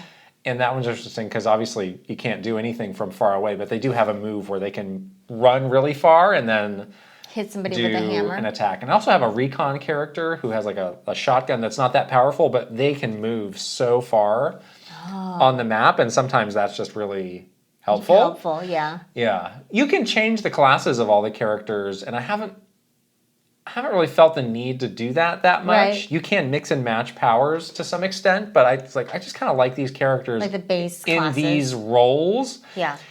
And I have been able to find some pretty good, like, you do get loot after each mission. You do. If you find the right treasure chests. And I have found like really good versions of the guns or the weapons for all of them. I got a really good sniper rifle, like pretty early on. They seem pretty open in giving you it was like an epic rifle that has like electricity damage. Yeah, that's the one I have too. That one is so good. So you can always buy things in between missions, but I was like, I don't need to buy this stuff anymore because the stuff I've found is like way better actually. Yeah. That's one other thing I've noticed the more I played is like the music in this game is really good. The bar music. Yeah, so in between, is so good. You go to these like saloons and they actually have a band, and we talked to the guy. Yeah, what's the band called again? It's Steam something. I can't remember, but they have done music for other SteamWorld games. But it's kind of like sea shanty-ish. It's so good. Almost, but it's like really good. It's like cute, like folksy, and but a little really catchy. Like sometimes I'll just like hang out in this saloon to listen to the music. Yeah, same. But also just like outside of that, like in a match or just exploring the world, I think the music is just really good. So good. And then I actually went back and listened to some of the soundtrack from SteamWorld Dig 2, which was like a completely different, it's like more like lo-fi. Yeah. I was like, man, this is really good too. This music in these games are kind of underrated, I think. Yeah. They have a lot of detail that they add into these games. Like there's so much dialogue. There's so many little like, cute little things that they add in that I think it does a lot. Like individually you might feel like, oh, did I notice that before? Yeah. But all together they make it super charming. Right. Like that's what is magical, I think, about this series is that like it's very charming, it's very detailed. Like just little things like that, they actually go quite a long way. So I'm so excited to keep going though, because I've been wanting to get started with this for a while. Last week I talked a bit about Teenage Mutant Ninja Turtles Splintered Fate and how we were going to do a big multiplayer game. And we finally did that on the plane down to San Diego. Didn't work exactly as we had envisioned it, though. So I have the game on my Switch, you have the game on your Switch, and I think we thought we would be able to do just some sort of like a local wireless thing. Because it is again, it's like a Hades-style game where you're starting each run over, but there are some permanent upgrades that you get. Right. So your character does feel very much like your character. Yeah, you've customized it. And I think we thought like, okay, well, you'll be beaming your character into my game and we can play together. Not the case. No. So if you started a multiplayer game, we were sharing a system. Right. And I basically just inherited the benefits of your character. You kind of had like a dummy temp character that had those power-ups. Yeah. But at the end of the game would just go poof. Right. But you could still choose a different turtle. Like you and I could choose different turtles. Right. But you can take your build. As far as your personal game and retaining the progress that we made together. That was kind of a bummer. It didn't seem to have that. We have not yet tried an online game. Yeah. So maybe they do it the right way there. But that was a little bit, it was fun to play, but you do invest in building your character, so it would be nice if you got the reward of doing that. Exactly. There was also this thing, so this is like a Hades clone, basically, and there was this thing in multiplayer that we both like kind of laughed at because it didn't extend our gameplay. But we were like, this is cheap, where like if one person died and one person survived, you could just come back. When you move into the next room, they come back. So as long as one person survives in the room, you have a chance to keep going. And there were a lot of times where I was like, oh, this is it, we're done. And we would somehow eke out the room and then we would keep going. So it seems relatively forgiving in multiplayer. Definitely more so than in single player. Single player gets pretty hard. Single player got hard fast too, because we both played in single player as well. And it definitely had those elements of like Hades, where it's like, okay, I need to level up more, or get a power up to be able to continue on. Yeah. But in multiplayer, I just felt like it was like a lot easier. So I don't know if this is a game. I think 2 might be the sweet spot for multiplayer for this game. Might be a little frenetic with more. I think 4 might be just a bit too much. There's a lot of times where there's a lot of enemies. Yeah. Yes, you have the little colored circle around your guy, but you are still a green turtle. So it could be easy to get like, which one am I? Where am I? Yeah, where am I? And it is a game that, you can make a mistake and die really fast. Yeah. So you do need to be a bit more precise. But yeah, that is the big thing that it has that Hades does not have is multiplayer. Yeah. And it's cool. It kind of feels like a combination of like Hades meets a Diablo-ish sort of game, which is cool and unusual. And again, like I make fun of this game for being a Hades ripoff, but again, that's a formula that we like. Again, a Hades ripoff featuring the Ninja Turtles is extremely attractive to me. Exactly. So I do really enjoy this game. Do Hades ripoffs for more characters that I like, because it's fun. Yeah. And it's fun in multiplayer, actually. It's really fun in multiplayer. Right. But yeah, we should try the online, I think. Yeah. To see if it is different at all.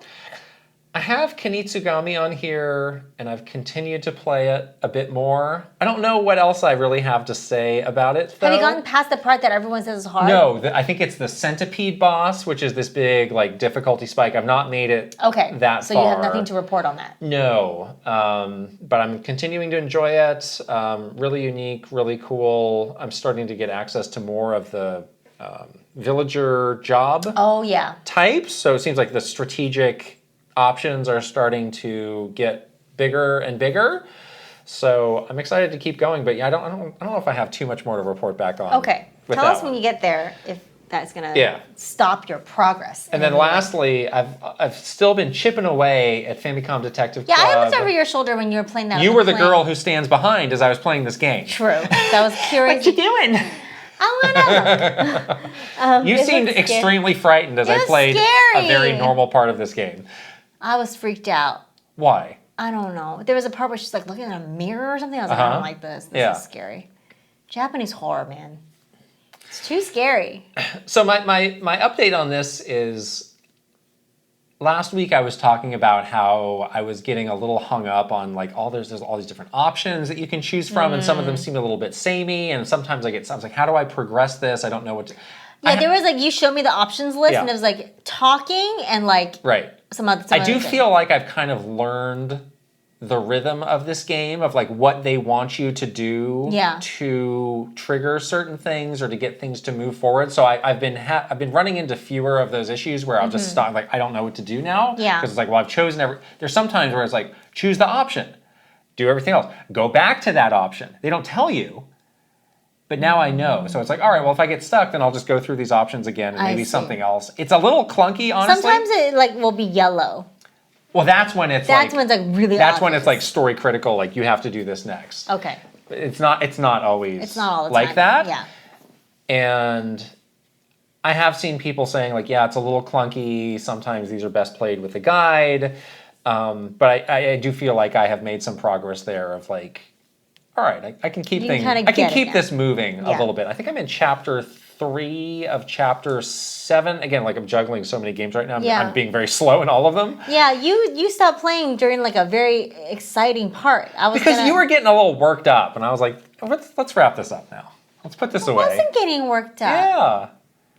What do you mean we're by on this that? airplane, like, oh, the girl, that mirror, oh. I'm like, all right, I'm gonna put this away now. You're so mean. I wanted to look to see what happened next. You can play the game yourself. You literally have it. But I have seen some of the conversations around, like, for the next game, MEO, is it going to feel more modern? Are there going to be more kind of modern quality of life features? Probably. Or is it just going to be, like, a continuation of this place? I think that's a really interesting question. Again, I don't think any of this is like showstoppery. Like maybe if you were really like stuck on like I will not look at a guide at all ever, that could get frustrating. But I mean, I'll give it a good try. And again, now I know what to do. Right. But if I get stuck, I'll look at a guide. It's no big deal. Yeah, I mean, it exists. It's fine. I'm not getting like there's no esports of Famicom Detective Club. I'm not speed running the game. I'm just trying to experience the story. Should be. There should be? Yeah. Oh, good segue to our news segment. Oh. Where we got some esports updates. Oh, there's some cell phones in this news. Again, there's a couple. More cell phones. Nintendo Versus, which remember is a social media channel that exists, put out a update last week about the 2024 Splatoon 3 World Championships. Whenever you see a post with looking like this, you know something bad happened. It has come to our attention that certain members of Team Jackpot, the team that recently won the Splatoon 3 World Championship, acted in a manner that is not in line with our community guidelines whilst playing the Splatoon 3 game. Uh-oh, what they do? As a result, Team Jackpot's win will be considered vacated, and the team will not receive trophies associated with the event. No trophies at all? No trophies for you. Something about a splash tag banner.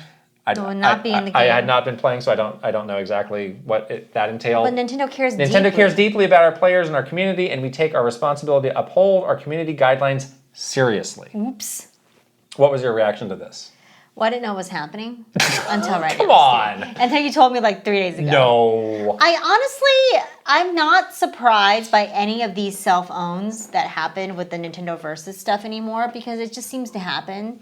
And it's like one of those things where it was like, well, another notch in the book of maybe we should stop doing this. It's just, there's too much risk. There's not the reward.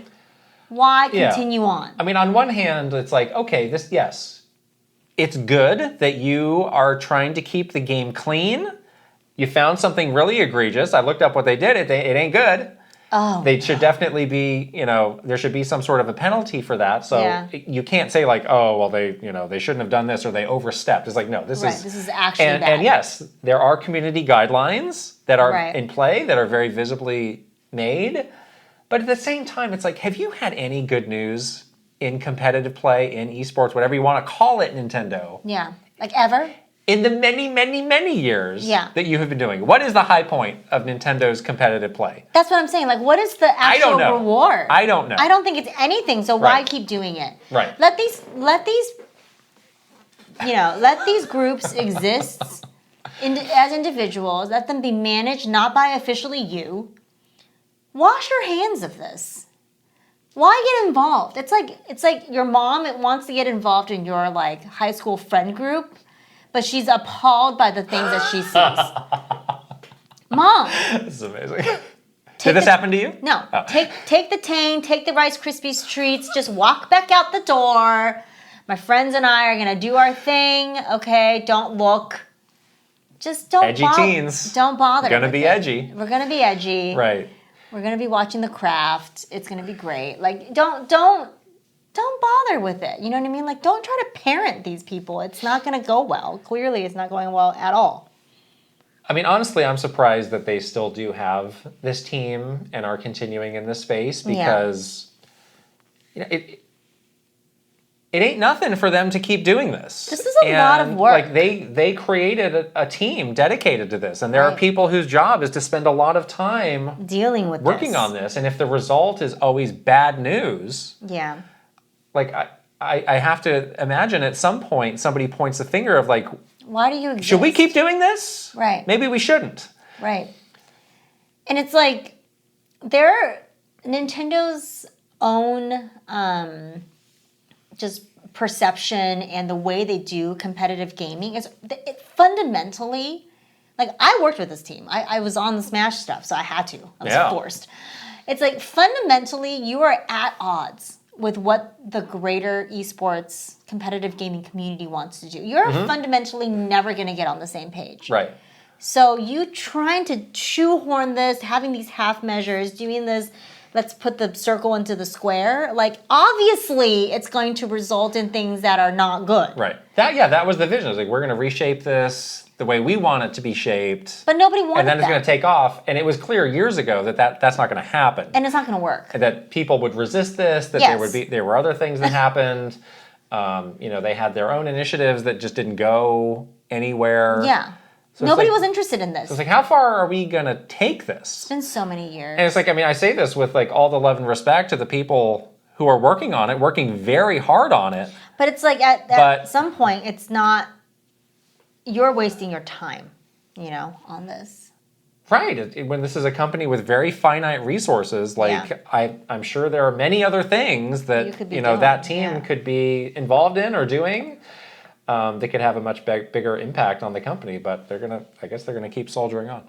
Yeah, I feel bad for them. Yeah. Because that's a tough place to be. You know who said they're not going to keep soldiering on? Davide Soliani of Ubisoft. Love him. In a tweet. It is Davide, right? Davide, Yes, thank you. Hi all folks, after 25 years, 11 of which beautifully were spent working with Nintendo on Mario and Rabbids, along with the company of our incredible community of players, I have decided to leave Ubisoft to embark on a new adventure. I cannot say more now. Thanks a lot for everything, truly. And we have this great photo of him tearfully at the E3 press conference where the first Mario and Rabbids game was properly revealed with Mr. Miyamoto. Yes, exactly. He had a very sweet emotional response to that. And we had the great pleasure of meeting him in person. We sure did. And we have an interview with him that we can wonderful man. link Yes. if you guys are interested in seeing it for the latest Mario and Rabbids game. Yeah. And he is just the nicest person, so talented, such a huge, just passionate Nintendo fan, like a ride or die Nintendo fan. Yeah. And just was truly it feels like he was just truly living the dream of working so closely with Nintendo and Mr. Miyamoto on this series. But I'm so glad that this is another example of someone that gets to leave on a high. True. You know? Yeah. So hopefully I'm sure his next, whatever it is going to be absolutely great. And of course, we have nothing but good thoughts and well wishes for Davide. So what do you think is his next move, and what do you think is the next step for this series? Because I've seen people speculating on... Well, I've seen people saying, like, oh, clearly he's going to work at Nintendo. I don't think that's the case. I don't think so. Yeah. I think he might be starting his own thing. Okay. Own studio. Yeah. I've seen a lot of the trajectory of a lot of, like, sort of high-profile devs. You spend 25 years in AAA gaming. And you're like, I have projects that I want to do that is passionate for me. Right. And I want to be able to do them still. Like us. It's very much like us. It's like, I got so removed, I was just managing, I want to get my hands in the project now. Yeah, I want to and be shape it my way. I want to have creative agency. Right. And I applaud anybody who does this because it is an incredible feeling when you get to have that kind of creative agency. And I would not trade that for the entire world. And I have a feeling that like he feels like maybe he's done all he can with the Mario and Rabbids series. I did see that last game did not sell very well for them. Right. Do you think there's another Mario and Rabbids game on the way? Probably not. I agree with that. Yeah, and I think that probably played a factor. Yeah. In this, where it was like, these were great games, but they kind of ran their course. And, the interest is just not there. And that's probably a hard thing for him to, come to grips with. Of like, I worked on my dream project here. You're going to be back to doing, the Far Cry DLC? Or like, what's it going to be? It's like, I'll go my own way. So that's very understanding, but it is a shame. I mean, those games were super, super good. Especially the last games. One. Sparks of really good. I forget where I had that on my top 10 games. Really changed my mind about the Rabbids for me. Pretty high. So it's a great game. Yeah, and those games are it's a Ubisoft game, so it's frequently on sale. So again, like if you've not played one of these games, this little lull that we're having is like a great time to play those, because those are like legit, really good games. We have a very cute rabbit Princess Peach figure around here somewhere. We do. So it's a little like demonic, but I kind of love it. But yeah, just somebody you can't help but root for. So totally rooting for him. Wish him the best. Yeah, I think the next thing he does is going to be incredible. Yeah. So. This next story. Yes. Video game voice actors go on strike. Yes. You know what? I should have done this. I might text our good friend Alexa, who we had on, and ask her for her perspective on this. Right. Because I read all the coverage on this, and I was like, I feel like I'm not getting all the details for this. And she's obviously very involved in the storytelling of games, and I think she could set us straight. So maybe I'll try and do that for next week. You should. Yeah. We need to phone a friend. And a real expert. A real expert. Right. Yeah. But yeah, this was kind of breaking middle of last week. So video game voice actors, and I believe mocap actors as well, went on strike, and they're part of this Screen Actors Guild, and they had been on strike last year for the same TV, issue, TV and movies. But it is around the use of artificial intelligence, and how much is an amount of usage that they're okay with going forward. Right. They do have kind of an ongoing agreement with video game companies that gets negotiated and renegotiated on certain times, and clearly they don't like where this is headed. So they're just like the actors making their point known about this. And it's like, you do hear a lot about, from people who are in the know and who really would know, like you'd be surprised at how much video games are already using AI. Yeah. They're not going to be transparent about it because they know that's not going to be a PR win. Exactly. But they're using it a lot. They are using it a lot. And I think it is one of those things where,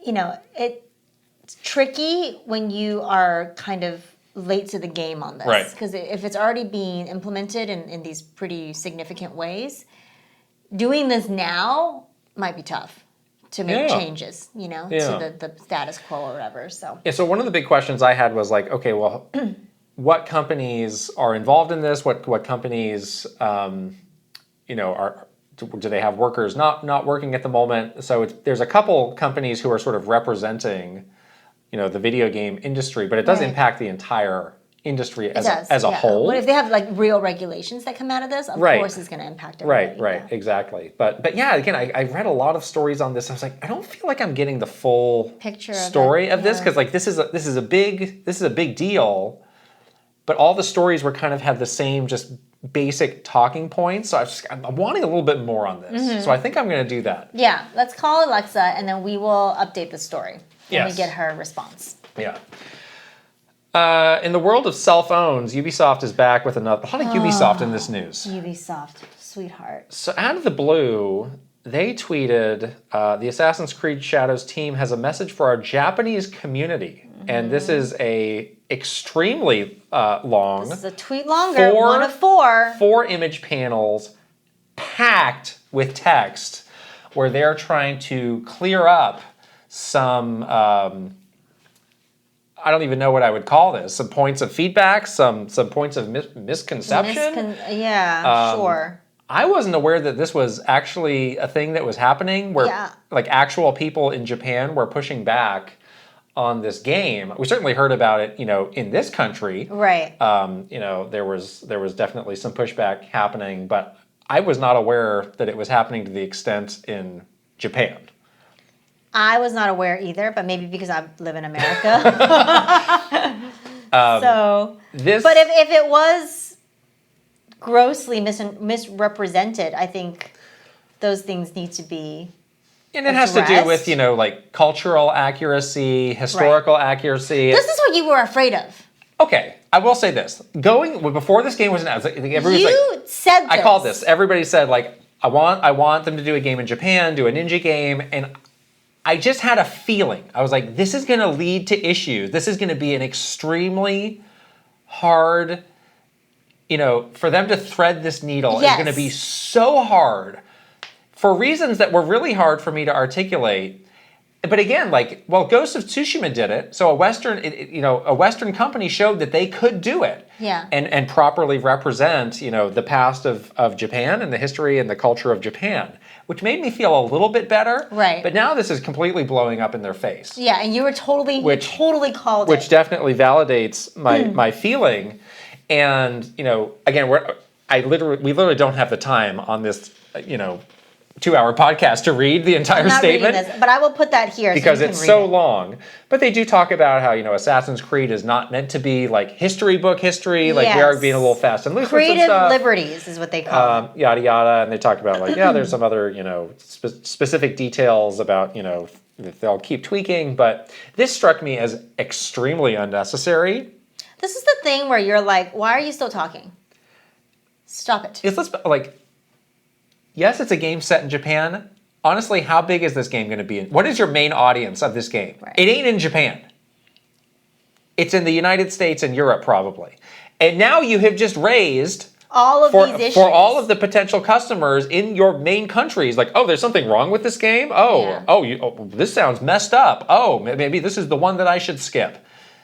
And these are things that probably most people were not even thinking about. Right. I was certainly not thinking about this it. level of detail. It's like, wow. Now. It's like, wow, they're really apologizing, or wow, they're really going. I was like, gosh, something really bad must have happened with this game. It's like you're saying too much. Yeah, it's like you did not need to elevate this to this extent. Yeah. Oh boy. Man. I'm like skimming it again. It's like, wow, this just keeps going. Yeah, like I really wonder what the debate was on this team of we have to do this versus no, we really shouldn't do this, and how they eventually landed on this being the right thing to do. Yeah. You couldn't have truncated the statement to something a little bit less than 4 pages of text that goes into extreme minutia detail about how you messed up. I mean, they've also been saying, like, there's something that happens in the first 10 minutes of the game that will help you much better understand why things are the way they are. Okay. Just release that. Why don't you release the first 10 minutes of the game. If you're so confident that will clear everything up, just do that. Jeez. Ubisoft. I don't know. Why though? I was like, I cannot believe this, man. Yeah. Also in Ubisoft Assassin's Creed news, spotted at the Olympics opening ceremony? Yeah, maybe an Assassin's Creed. So I have not watched the opening ceremonies. I watched you have. this, yes. What was your interpretation of this? I mean, it is the whole opening ceremony is very artistic, yes. obviously, because it's France. Yes. But they do have the scene where the torchbearer is in a hooded outfit, much like, characters from Assassin's Creed, and it's doing a lot of parkour, which is a thing that's also invented in France, around the city of Paris. So sure, it definitely has a bit of that feeling to it. It wasn't. They weren't assassinating anyone, though. There wasn't any sort of falling into a bale of hay or any sort of like secret blade with your fingers cut off. There did seem to be some ambiguity of like, is that what that actually was, or was it something else? But then there's a statement from Ubisoft that says, we were impressed by the opening ceremony and very proud to see that Assassin's Creed was one of the inspirations for the show's talented creators. Yeah. It's a true testament to video games' influence on popular culture. Yeah. So I think that it does answer seals the deal on that. They are a French company, so. Exactly. And clearly there's just not enough French cultural contributions to pull from that we had to go straight to Assassin's. Like, this was a very. What's France got, really? What have they ever done? Exactly, right? This was a huge part of the opening ceremony, too, because it was like, literally you see the torch getting passed from Zinedine Zidane, the soccer player, to the Assassin's Creed looking guy. And then the guy has it the whole entire time until they pass it back to the person that lights it. Okay. So it was like a part of the whole, fanfare. Yeah. Of the opening I think ceremony. that's a cool way to do it, where it's like inspired by, but he's not wearing like a logo on it or something tacky like that. Well, Tokyo Olympics, there was a Mario reference. Well, there was more than a reference. Yeah, that was a little not bit a reference, much. More. So but yeah, I mean, it seems overt. like they're trying to tap into this broad range of what are the contributions of this country worldwide, and it is cool that they think of games. Yeah, it is cool. I think that's neat. Yeah. I don't know if that is going to become like a permanent fixture for all of these countries going forward, but it is neat to see. Probably the best opening ceremonies I've ever seen was this one. Oh. So good. Okay. The French again, I haven't watched it. Are extremely creative and artistic and beautiful. The way that they imagine things and it's just really cool. Very, very good. Okay. Yeah. I'm more of a closing ceremonies guy. Are you really? Does anybody watch those? Boring? No, I don't think anybody watches those. You get to see who's next. Don't we know who's next? Yeah, isn't it? Isn't it Los Angeles? It's Los Angeles, yeah. That's in 4 years from now. Yeah, it's going to be a mess. I'm going to be going out of the country. Yeah, leave California. All right, that's the news. Let's get into some questions from our Patreon community. First question is from Ash. What's your personal take on Nintendo potentially remastering 3DS titles for Switch 2 to the same degree that they did with Wii U titles on Switch? Personally, I'm of the mindset that the fewer games that need the dual screen setup, the better, both from a comfort and forwards compatibility perspective. Hot take, accessibility of a version of a game is more important to how definitive said version is, even if it's not the most content complete. See Kirby Superstar Ultra and Ocarina of Time 3D versus the versions of each that are actually played on the Switch. Thoughts? Yeah, I feel like the 3DS library is so massive, and there are so many games that are just ripe for this kind of remaster. Like, that's just money on the table for Nintendo, right? That they just got to figure out a way to, like, work around that dual screen thing. I'd be perfectly happy with a remastered 3DS game that wasn't a dual screen game on Switch 2. Like, take out those features, whatever. Like, remap those buttons, whatever you need to do. I'm sure it can be done. But to get some of that library onto a current gen system would be amazing. So I'm for this. I agree. It seems like a big opportunity. And you really just need like one big game to prove that it can work. Because exactly. I imagine it is more work than porting, a Wii U game to the Switch, where it's like, okay, obviously we have to do some sort of a visual upgrade. Right. Because that's a big leap, especially if we're talking about the Switch 2. There's going to be some work going in there. And then also, whatever screen, making it work on a single screen, no sort of touch interface. Some games are just not going to work. It's just going to be off the table. But there's a lot that would. Right. And a lot that, again, just like the Wii U to the Switch, could find a new audience, find a bigger audience, and just live on. Yeah. And if you could add quality of life stuff or things to sort of modernize it a little bit, like why wouldn't you do it? That would be such a great... Maybe this is how you get maybe this is where you get your New Leaf remaster. That's what I want. On the Switch 2. Oh, my Switch 2. In 4K. Yeah? Turn-ups in 4K? I want that. It sounds cool. It does sound cool. I mean... Yeah, in lieu of a brand new AC game that we're probably not going to get for a while, this would be a great option, So again, I think that's just the question is like how much of a hurdle do some of these companies see this as of like, that's too much work or too much investment for this game that might feel smaller or older or might have a stigma of like, oh, that used to be a handheld game. Yeah. I'm open to it. I think this could be great. I think it could be good. And to your point, I think it just is that one game to prove the concept and then you're off to the races. Right. Yeah. All right, we got a question from Doinko next. Hi, Kit and Krysta, big Smash fan here. The next game's existence is a hypothetical assumption, of course, but this week's talk on MEO and Chibi Robo have put the thought to the front of my mind. What in-house Nintendo characters are left to join representing new series in Smash? I've whipped up a short list to jog some listeners' memories about some of the wacky possibilities for new fighters. Starfy, Isaac from Golden Sun, Saki from Sin and Punishment, and Advance Wars Commander, a Rhythm Heaven Fighter, Captain Rainbow, Custom Robo, Muddy Mole, Takamaru, Lip, Sukapon, Dr. Kawashima, Balloon Fighter, Mach Rider, Abe Lincoln from Codename Steam, oh, and of course, the world famous Nintendo character, Goku. I'm sure there's plenty of fun ideas I'm missing, but it's a long list of obscure references, so I'll cut it off there. Of these and any other fighters on your wish list, I'd love to hear who and why makes up your top 3. What do you see? Oh... Trying to see what would be fun to play, like what would be some of these characters are like great, but what would be fun to play? What about Chibi Robo? What about Chibi Robo? So, be a fighter? I liked what they did with the Piranha Plant, and I feel like that's a whole other category of like kind of nameless, like background minions. Right. It's like that could be a fun category to really mine versus like, it's a Chibi Robo from the Chibi Robo game. Yeah. It's like Locky 2 could be that. Please, where is my Locky 2? But Where's also like Hammer Brothers. Like that's Hammer Brothers that could be really cool. You control both at the same time. Right. So there's like an ice climber? I think there's a lot of just below the surface characters that could be really cool. But I do think if they were to do another Smash and they really wanted to expand the roster, I think they would probably look more heavily at the outside Nintendo, which is not what I would personally want. Yeah.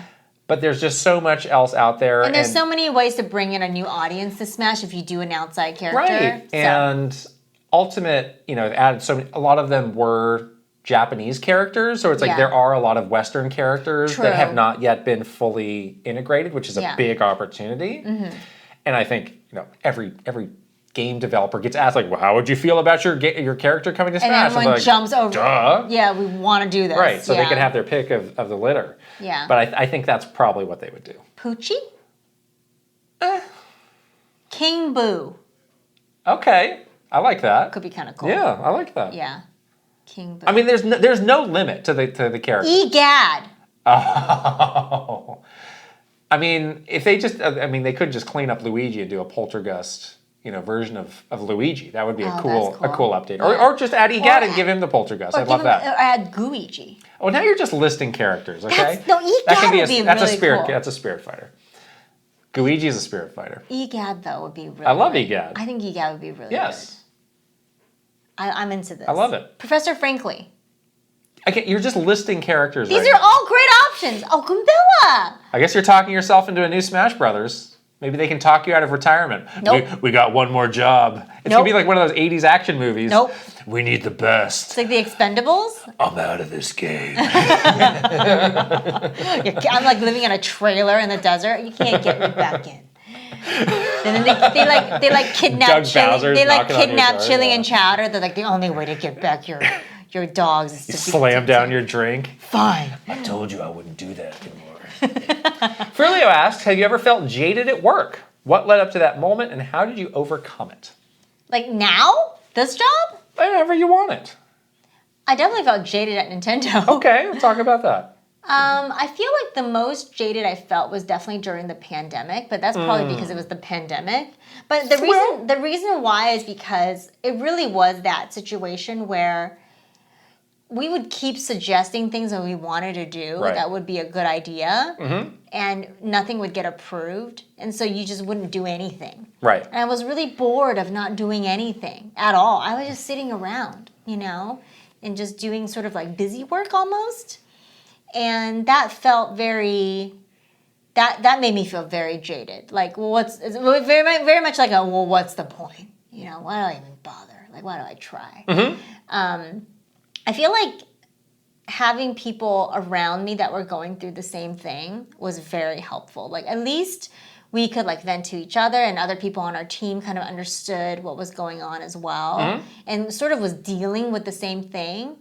And there were moments of like, okay, we got shot down for the 10th time, but let's just try one more time. Yeah. And then like the people around you would be like, yeah, we can try one more time. Like, let's try one more time. And then you kind of feel like a little burst of energy. And like, that was nice because it did get you kind of out of your rut a little bit, because it's like, you might be saying, you have an internal dialogue telling yourself like, what's the point? Nothing is happening. Yeah. I'm not doing anything. I'm so bored. And there's somebody on the outside that can like snap you out of it a little bit. And that's really helpful. I think that's really helpful to have when you feel jaded, is someone that can be on the outside that can like pull you out a little bit. Yeah, that was definitely a frustrating time because we were not able to do a lot of what we wanted to do. But I always thought like if you ever reach that point where it's like, well, they won't let us do anything, so why bother? Then it's like you might as well you've given up at that point. So you kind of have to keep trying. Otherwise, you'll just embrace the jadedness and you'll never do anything ever again. That's bad. Because you just be like, oh, can't do anything, this place sucks. It's like, well, you might as well leave at that point. And I think that's kind of a calculus that a lot of people these days working there probably has to go through themselves. Like, am I really doing my best work as a professional? Am I really learning? What am I actually here to do in this job that I've been hired to do? Yeah. And that's tough. But yeah, like you do just kind of have to keep going. And at a certain point, like you can use that, like, it's like I can go to Doug and say, hey, Doug Bowser, do you know we've proposed these 5 great ideas? And we're told that we could do none of those? Yeah. Does that sound right to you? Right. Are these bad ideas, Doug Bowser? Yeah. I mean, you can kind of use that as a leverage point at a certain juncture, and it's like, yeah, it's hard to get there. Yeah. But I would much rather do that than just be like the give up person, the sad sack. Yeah. They won't let us. Yeah. Can't do it. Don't even try. I think there's always something you can take into your own hands. Yeah. Like even right now, we were just talking about it in our little behind the scenes that. Right now, it's been a bit of a slower time for Nintendo content creators. Yes. You were saying that, like, a lot of other Nintendo content creators, like our good friend Wood, has been experiencing this bit of. Yeah, he did a whole episode on this last week. Lull, right? There's definitely a lull right now, and you're kind of feeling like the creative struggle to, like, make sure things feel vibrant on everything that we're making. Obviously, and yeah, you can get jaded from that. Like you can fall into that trap of like, well, this sucks. There's nothing coming out. I'm bored. I hate this. I'm not going to do anything. But I think that there is like, you have to like not let yourself get there. You have to tell yourself like, no, there's always something that I can do. It might not be the thing that I want to do right now. It might not have like the spectacular result that I'm hoping for, but it's gonna do something. Doing something is still better than doing nothing at all. So, you know, that's a mentality to just kind of trick yourself into at those kinds of times. Next up, we have Ninja 11. You previously told us the story about how you had an entire day dedicated to playing with cardboard in a max security room. Oh, yes. Talked about that today. When you were being introduced to the Labo IP, I was wondering if any other activities were done to introduce the marketing and social teams to upcoming IP like Splatoon and ARMS. Is this where the Squid Research Lab came into being because it essentially just formatted game updates and announcements as if they were making huge scientific breakthroughs? Thank you. Yeah, were there other like weird kind of things that we did? I remember with the first Splatoon, we did a 1 or 2 day offsite as well. Yeah, where it was like, again, this is Nintendo's first big new IP in a while. Yeah. It is a different kind of game for us. Like, let's get, and again, it was a lot of the same people, like all the people representing marketing, all the agencies, not as many people. Yeah. But it was like, we're going to lock ourselves in this room. Right. And just, you know, learn, start to come up with some basic ideas that we can build out and just kind of get on the same page with this thing. Nintendo was good about letting us touch the games beforehand. Like there is no way in a video that you can replicate the feeling of playing a game like ARMS or playing a game like, you know, Splatoon for the first time, where you're really understanding what it's like. So they were pretty good about that, and we did have a lot of like trips up to Redmond to like get hands-on of these games, because it was kind of tough when we were in the remote office in California. Like we would get a lot of demos over video conference that was oftentimes very choppy and bad quality, or you would get like a trailer that was very sort of like half-baked. But they would send us up there a lot to play the games, and they would be good about like, just here, 4 hours, just play this game, you know, like you need to get to know what this game is. So, yeah. Duscoob's next. Fire Emblem Three Houses has just turned 5 years old. Wow, it feels like yesterday. It's been exactly as long now as the time skip that occurs between the first and second halves of the game. As the biggest Fire Emblem release ever and the current best-selling in franchise history, it was a landmark title that resonated with millions to this day. Yes. As such, I have a few questions. Which houses did you pick? We'll go one by one on these. And Tuscoob was really campaigning for us to do a whole episode on this, since it is the big time skip. I don't know if we have that much to say about this game, but we'll do the question instead. I played it a lot, but maybe yes. Which houses did you pick, and was this decision made when you heard about the game internally?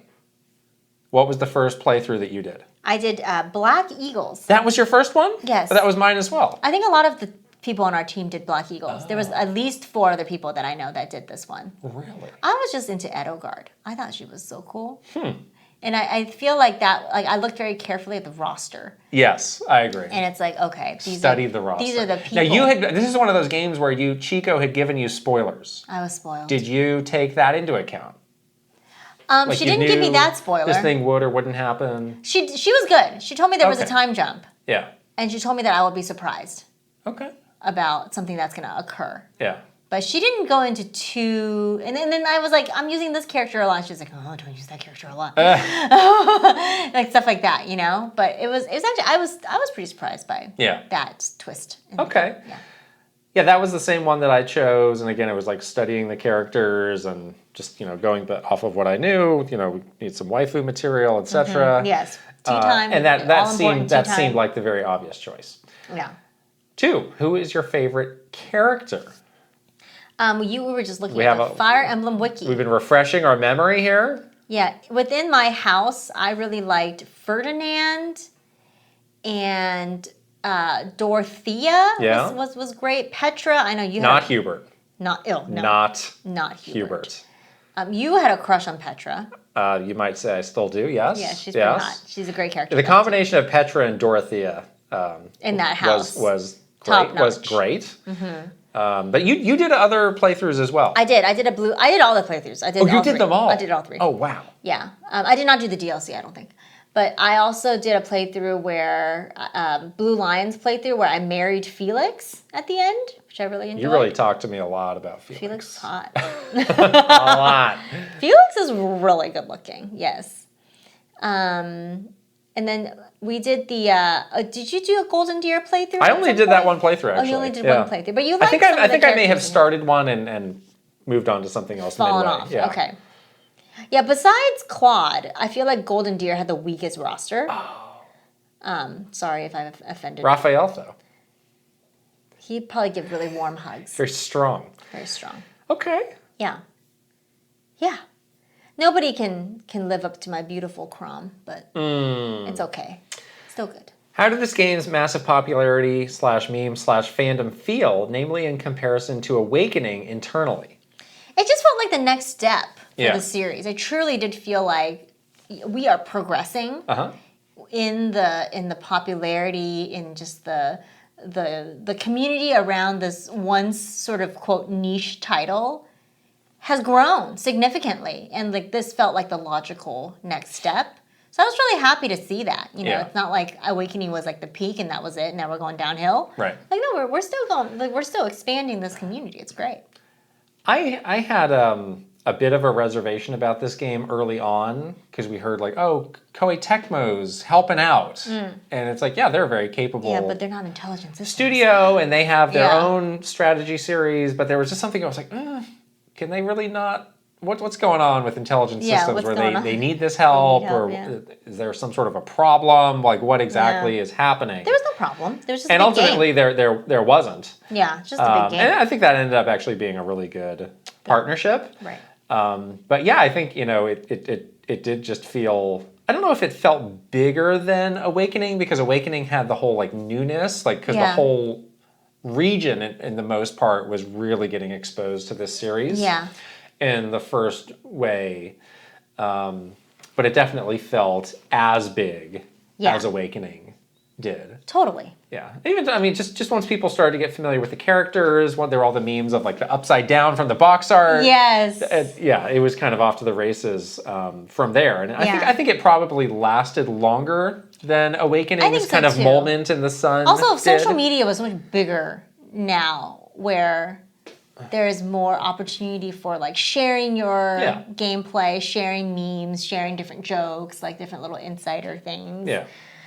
There was so much beautiful fan art for this. Yeah. It was just the community around these games certainly has grown so much, and you can see it with like the reaction to it. Question 4: have you had a time skip design You tell us. blow up yourself in the past 5 years like the characters did? I think I've had a glow down. What? Yeah. I don't think that's true at all. All right. What a mean thing to say about yourself. I'm just saying. I'm in an in-between phase right now. I think I had a glow up. Okay, good. I looked at photos of myself from like 5 years ago, and I'm like, I look really weird. That's a positive outlook on things. Yeah, I had like weird makeup. Final question. I'm going to let you take this one because my memory is getting shaky on this. Did Edelgard do anything wrong? I mean, I was an Edelgard stan, so I kind of was very forgiving when I learned of the twist. I think my feeling was, yes, she did, but again, I don't remember the specifics enough to be able to explain why. I mean, it was pretty bad. Okay. But also was like, well, you go, girl. You do you. I'm gonna finish this game. YOLO? I'm gonna finish this game with you on top. All right. Like with you. It was my house, so I was like, well, I guess I gotta keep going. Well, it's very powerful.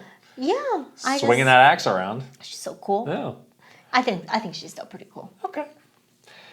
Coop Sillimer has the next question. Hi, Kit and Krysta. Esports during the Olympics was brought up in our community Discord, and a question I have to ask. Would Nintendo allow for a Nintendo game to be a part of the Olympics?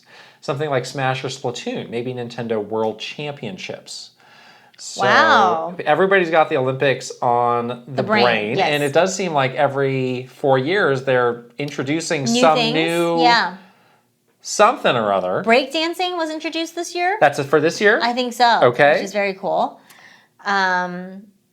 Esports being introduced if as esports an was Olympic brought up, sport. Would Nintendo be down with it? I think they would be extremely down with this. I think they'd be so down I think they with would this. love this. Yeah. But I think that the chosen esport would probably be Street Fighter. So. Well, they could have several. I guess they could have They several. could have several. Yeah. Yeah, I mean, I think, on one hand, it's like, yes, this is a massive exposure boost, and there's just some cultural... Expanded audience. There's just cultural cachet to the Olympics that, like, you can't get anywhere else. Right. But on the other side, like we were just talking about before, it's like the Olympics is serious business. Yeah. And they have, very legit. They have the same view on, like, the purity of the game, like the rules and the regulations, athlete experience. Like, we need the athletes to uphold the values of yada yada. Yes. So I feel like they would be pretty in lockstep with how they look for sure at this and how they would manage the competition. So I think they would actually love this. Yeah, they're as annoying as the IOC, so they're gonna love it. Together, they'll be the two most annoying things in the world. Stay away. I mean, I don't have to join the Olympics. I can just watch. Hylian122 as our final question. What can you tell us about what you do in your consulting business? I'm sure confidentiality prevents you from going into much detail on specific games, but I'm curious what a day in the life of that side of things is like. Might make for a good video topic. Well, we can talk about it now. Yeah. Yeah, we kind of balance it so that it's like 50% of this content creation, and then 50% of our time we dedicate to our consulting business. We were just talking about it today. Like, we are so lucky because we really work with some different types of clients with different needs. And some of them are gaming clients. So that's more like what we're used to. Mm-hmm. But some of our other clients are not gaming clients. Yeah. And it's been really fun to like learn about a new industry a little bit, see where the intersection of gaming happens in different industries. I find myself just like learning so much every single day, even though I'm the consultant. I get to learn some stuff too, guys. And that makes me happy because I love that. And we do all sorts of things with our clients. Mainly we manage like all of their marketing. And so that includes like managing their like media opportunities or helping them work with different creators. Running their social media channels. We make tons of content for our clients as well. So sometimes there's a little bleed over into like, we do the production side of certain things for them. So it's great. Like, it feels very cohesive how it all works together. And some days we're like really, really busy. Like, we're like, oh my gosh, how are we going to get all this work done? There's 2 people. But some days it feels very... like, this is meant to be. Like, this is truly like 2 sides of a business that is working. You know? Right. Yeah. Yeah, I mean, it makes sense because it is kind of in line with what we were doing at Nintendo, where it's like, we were doing like real, like hardcore, actual marketing, but then we also did have this opportunity to grow in content creation. So when we started this, it's like, I don't really want to lose either of those skills. Yeah. Because they're both valuable and they're both things that, we put in the hours to learn and become good at. So, we kind of forged this path where, like you said, it's like 50% one, 50% the other, and it just ends up working really well. Yeah. It does mean like we're limited on how many projects we can take on at a time. But honestly, like that's good that we can be a little bit choosy of what excites us and what we really love and what we want to work on. Like that's kind of a nice perk. We're picky. We're really picky with the projects that we work on. And like the games that we work on, we truly believe in those games. Right. And like, there's 2 people with limited hours in the day, so we can only take on the ones that we like. And like those games, like we don't really talk much about those here because like we don't want people to think like, they're just shilling, No, we would never do that. So like if we ever did, we would be extremely clear, and there would be a good reason for it. Exactly. But it is a pretty unique way to approach things, but it does feel really good that it can, we can fill a day doing one half of one and one half of the other and make it all work. One thing that's really cool about, and I see this now so clearly, is that it really is a good relationship with us doing the content side and also doing the consulting side, because on the content side, we're like on these channels, we're like living and breathing like YouTube analytics and all these social channels. And then we turn around to our clients like, these are the things that you need to do to like be successful here, because we're doing it ourselves. Right. And we would never tell you something that we're also not employing ourselves. Right. So it ends up being like really cool. We basically use ourselves as like the guinea pigs. You know, a lot of the times we're like testing content on our channels. Like, oh, this seems to be good. Yeah. Like we should try to do this for like such and such client as well. Like whatever. So. It is a good question though, because like consulting is a pretty broad term, and there's even in games like there's a very broad range of things that you can do. Like there's people we know who do something called mock reviews. Yeah, we don't do where like you will play a game early and you will tell the company like what did you think of this? Like if you were to review this, like you actually like write up or come up with an actual review. You actually critique it, and they will look at that feedback and they'll make adjustments from there. Like that's not really something that's very time consuming. Like our stuff is not really on the like game development side, because that's not our expertise, but it's like, you know, some companies need help with marketing, some companies don't have the resources to do their own marketing, so that's where we can pop right in. Yeah, exactly. Those are all our questions. Oh boy. Great ones as always. Yes, thank you for sending those in. And every question comes to our wonderful Patreon community. That's right. We should shout out some wonderful Patreon community members right now, yes? Let's do it. First of all, our final boss, the one and only, Aaron Hash. There he is. Yay. Love him. All right, and now on to our superstars, Ben Eichhorn, Mara Mayhem, Eigenverse, Kiss My Flapjack, Mike Chin, Roy Eschke, Switching It Up _ VGM Life, Link, the hero of Wins, Angela Bycroft and her pig Molly, Thomas O'Rourke, Kyle LaBeouf, Roberto Nieves, Frederick Ulf Conradson, Andrew Uhas, Chili, Bruce Dash, Simon, Krashuri, Master Discord, Ash, Ajay Kunlas, and 40 Gig. Whoop whoop. Shout out to Kyle LaBeouf, who's the winner of that Jeopardy game we were talking about. He guessed that last answer. He guessed it. Out of nowhere. $1,000 clue. Wow. That was incredible. That was pretty. He popped pretty off. Epic. Yeah. He had a pop-up moment. It was great. I loved it. I love to see it. Okay, One Up Club. A. Ron Burgundy. Ali Alejandro. Astrodev. Awesome 46. Bad Moon Horizon. Ben GB. Big N Gamer with a Y. Bookem Dano. Bookishly Fab. Brandon Cavapel. Brent Coco. Brent Dennison. Brooke Obscura. Brovac Novak. Call the Space Cowboy. Cameron. Chadir. Chelly Squirrel. Chris Cube. Crispy Saurus. Christopher Lay. Christopher Thompson. Captain Alex. Crimcat. Christabel. Sea Roper 17. Dachshund. Doinko. Elite Peach. Espars 50. Fart Priest 69. Fairbound. Fernie and Just Forever. Fox Deploy. Garth the Wolf. Gartooth. Guilty Phoenix 42. Heroic. Iris Marin. Ivan Sita. Jay Rando. Jack Hovick. Jeffrey Hernandez. Jesse Hernandez. Joe Encarnacion. Jonathan Rowe. Jordan Collette. Jordan Hemmerly. Joshua Clements. Juji Fruit. Justin Lemminger. Kawa2796. Keith Kwan. Kevin Delane. Kilo Kibo. Christopia Party With Me. Kyle Gamer Berry Rookie. Kyle Kretzer. Lazy Cat for Coffee. Lex. Lit. Luigi53. Lynn. Macho Potato. Mad Dog 5981.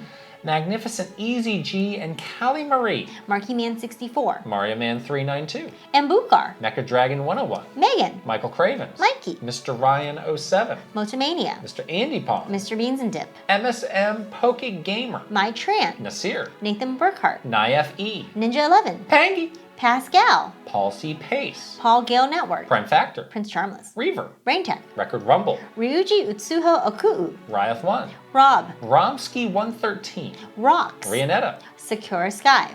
Sharif Jackson. Shinryu. Schmiggles. Slowbro. Snazzle. Spacey Poo. Spicy Munchkin. Steel Citrone. Swimmy Fish. Tales of Link. Tay120N64. Teal Fox 64. The Keggers. The Shark Among Men. Thomas Alvarez. Three Rivers. Timmy V. Torcheeks. Totally Joe Ed. Travis Torline. Trajawi. Tugs Puppy Bear. Tusku.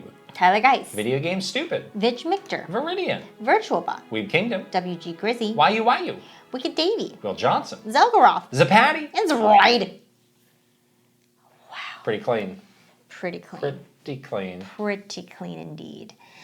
What a great episode. Can you believe that someone... Need to wind down with a tall glass of goat milk right now. I was going to say, yeah, we do need to relax. The goat's in the other room. By milking and drinking the milk.